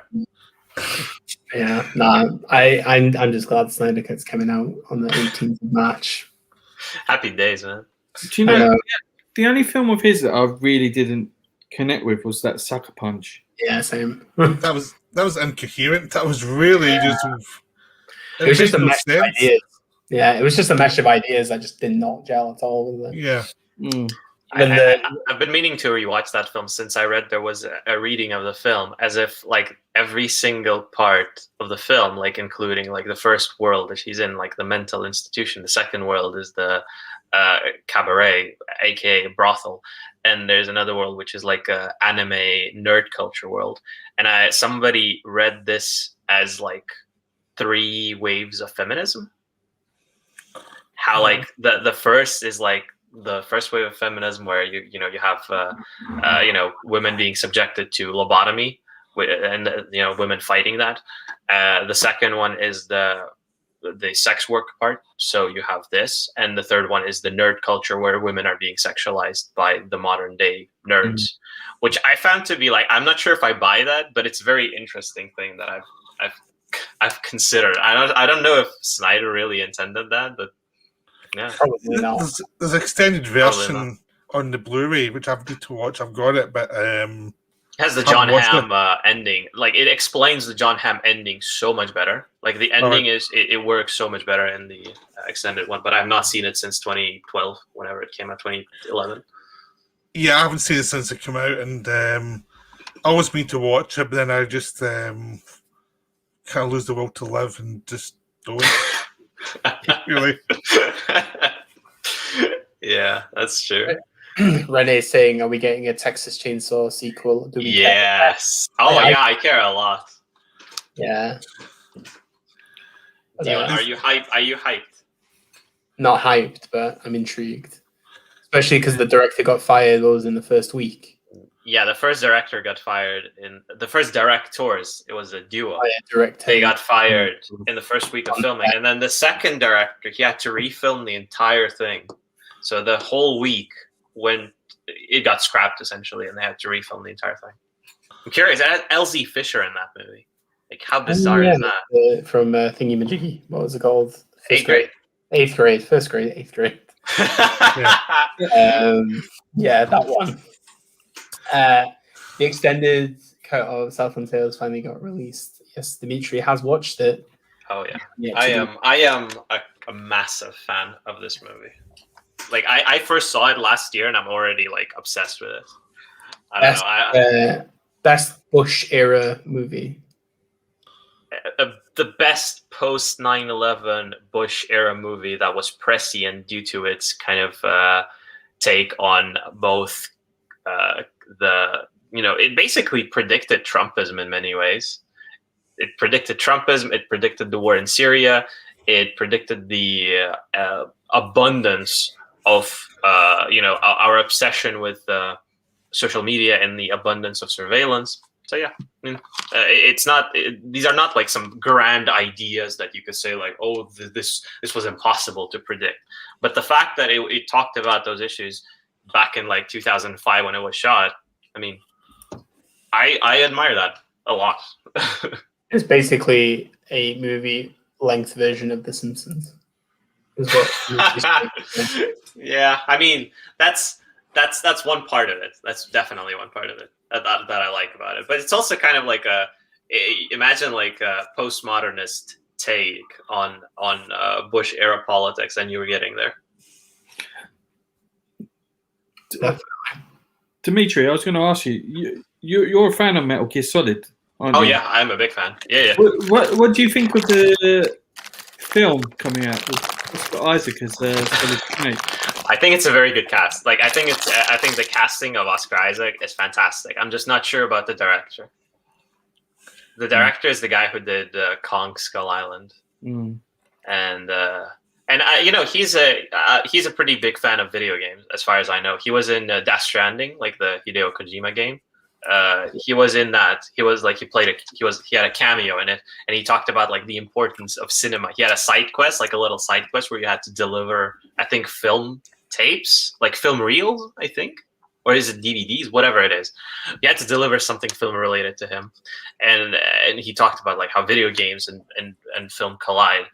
And I'm thinking, it's interesting, but at the same time, Metal Gear Solid is a practically unfilmable property. Like, how do you convey the sheer weirdness of that narrative in film form, unless you're Takashi Miike?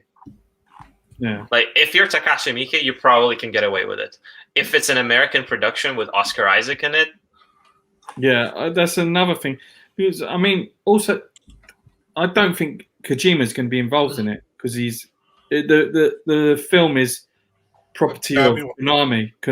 Yeah. And now that he got pretty much sacked from Konami, he doesn't have anything to do with the film. So any next Metal Gear Solid game or film comes out, he has nothing to do with it.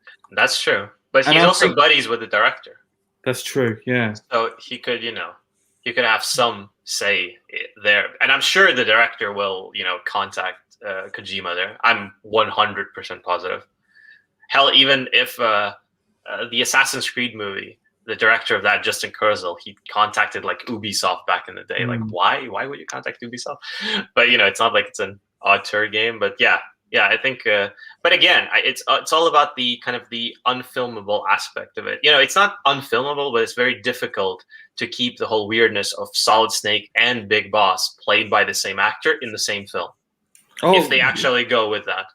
Because I thought that they should have gone the route of just having Big Boss as a character and then build up from there, because that's what I'm thinking. That's what I was the only thinking. way to really make a film about it, because it is going to be set in the 70s or the 80s, and it's less weird in that timeline of the film of the game. Yeah, definitely. But they could build up to it, but at the end, they kind of, if they reveal it. If they even I think it could be like a post-credit scene, if anything. But then still, Metal Gear Solid is it's that kind of property. Like I think Silent Hill was another one of those. But I quite liked Silent Hill, like the first movie they did. The first Silent Hill movie was fun. I think it kind of and I'm a big fan of the Resident Evil series, like the movies. I like the Paul W. S. Anderson, like these schlocky action movies. I don't mind them. Yeah, the thing I've got about the Metal Gear Solid is it's a Japanese take on American culture, and it's getting directed by a guy who's an American. It's not the same. If you look at something like Ghost in the Shell film, that was a Japanese take on cyberpunk, basically, and then they brought in and then they brought in a director who wasn't from that culture, and they missed so much, and it's just like, well. Surely you should got a Japanese director to do this, even if there was an English language thing, just to so the sensibility was more accurate to what the influences were. It just feels a bit weird. It's true, and that's my biggest kind of issue with that. If it ever happens, I'm not sure if it will even happen, and considering what's happening right now. But we've had like so many video game movies lately. I'm genuinely shocked that video game movies are making a comeback. Yeah, especially when they've been disliked so long, and it's always been like a no. You don't make a film based on a computer game, but I guess it's a new thing. Detective Pikachu changed things up a bit because it made so much money, and Sonic the Hedgehog too. That was bloody awful. That was so awful. I like the post-credit scene of Sonic where they have tails in it. I'm like, yeah. This they're shooting the sequel next month. I think that they're starting filming. Yeah, I didn't mind the cast. It was just when I saw the film, it's like this is the most boring version. It was like Alvin and the Chipmunks. Yeah, I think the funny thing about Sonic the Hedgehog is a lot of people put it in their end of year lists because they feel like there wasn't enough movies out in 2020, even though there was a shit ton. Wait, for real? Yeah, you're not joking right now. I've actually seen like YouTubers like put Sonic the Hedgehog in their like end of year lists. What? Yeah. This is genuinely shocking. It's terrible. It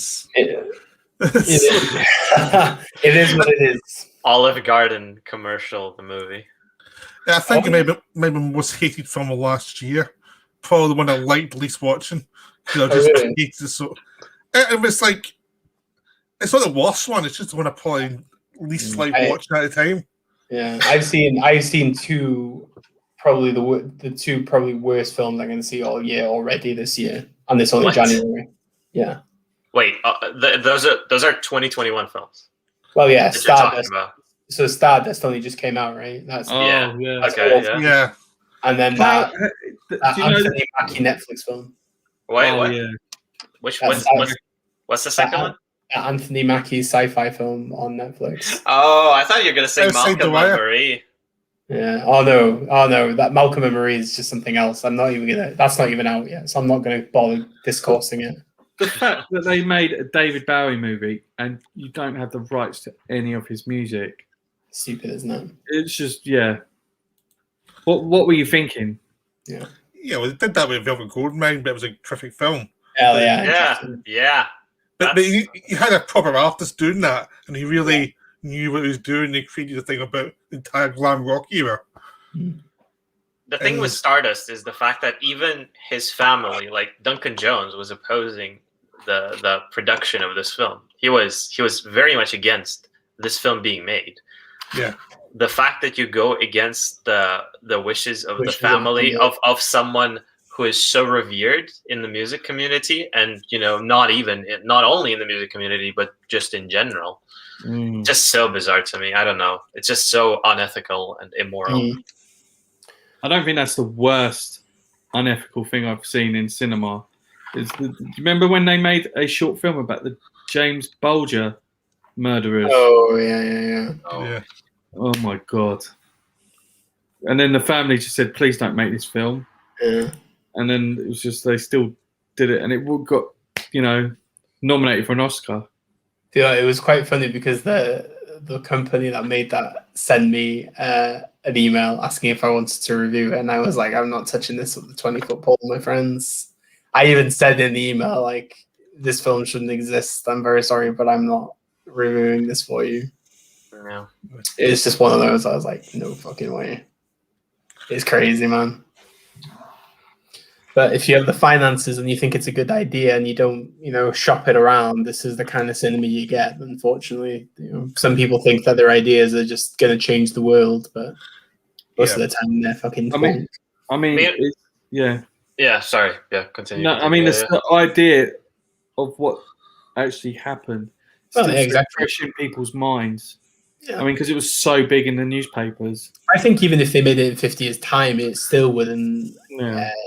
The thing is, as well, I think if anything happens in Liverpool, it's a very protected community. Anyway, Yeah, they don't even buy the Sun. No one buys the Sun. No, exactly. And that's the thing about Liverpool is like they're I hate, as I've mentioned to you, I fucking hate Liverpool football team in general. But as a community, they stick together, and I think that's very admirable. And they all got together with that and just made sure it didn't happen. So even Everton's side and Liverpool side, they just exactly. I think everything,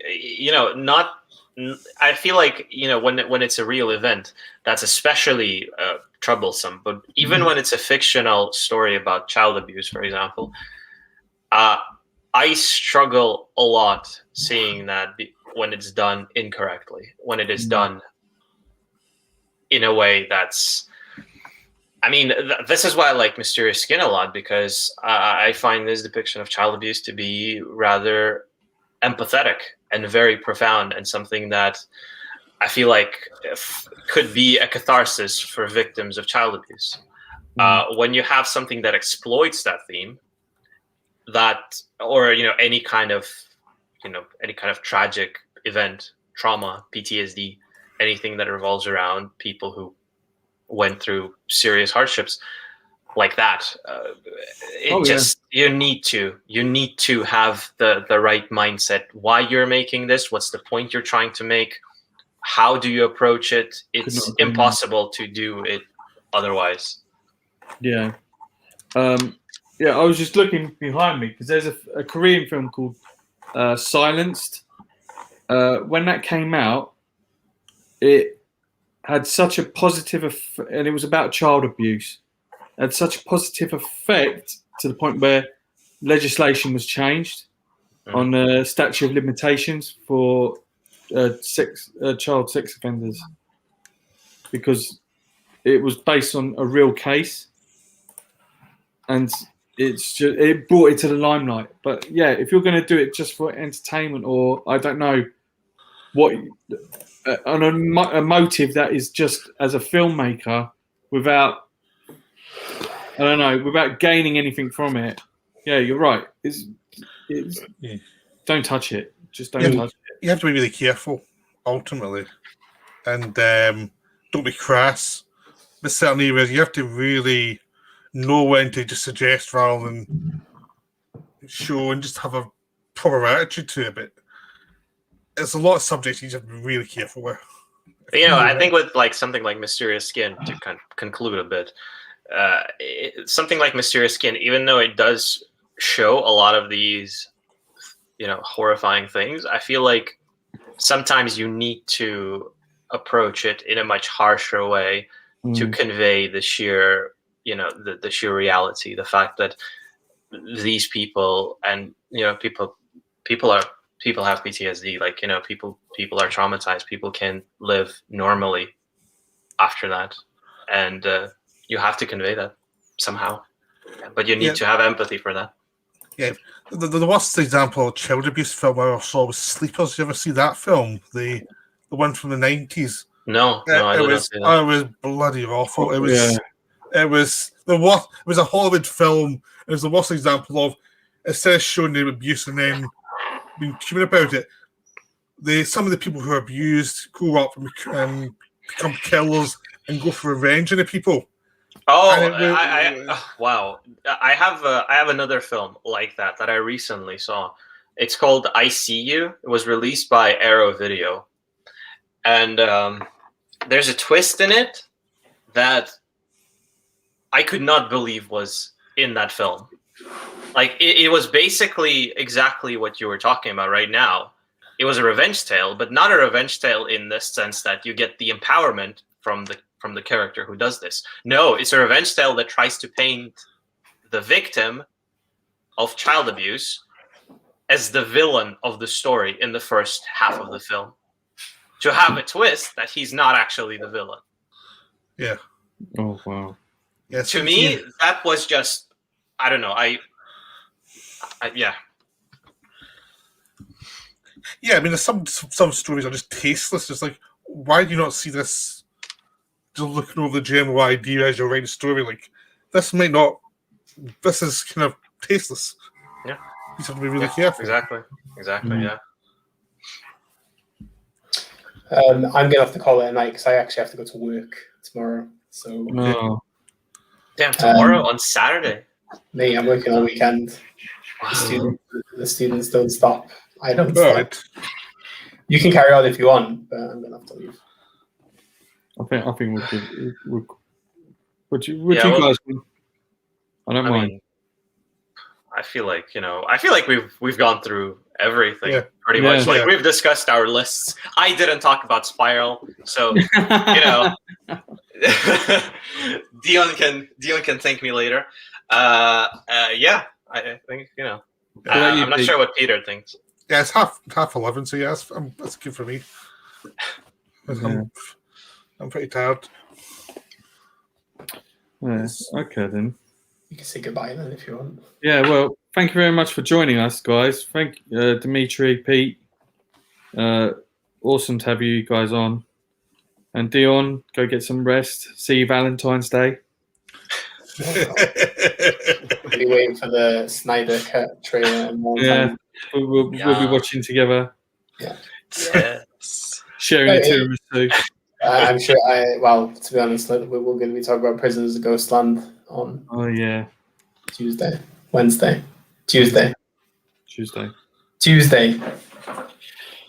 hope February is a better month than January was. Oh yeah. Can't get any worse. Yeah. Okay. Well, good night, everyone. Good night, guys. Thanks for joining us, everyone in the chat. You guys are so lovely. And follow all the guys. The links are down below. And subscribe to all the channels. Until then, have a lovely weekend and time. Yeah. Take it easy. Thank you, everybody. Bye-bye. Thank you so much. Bye-bye.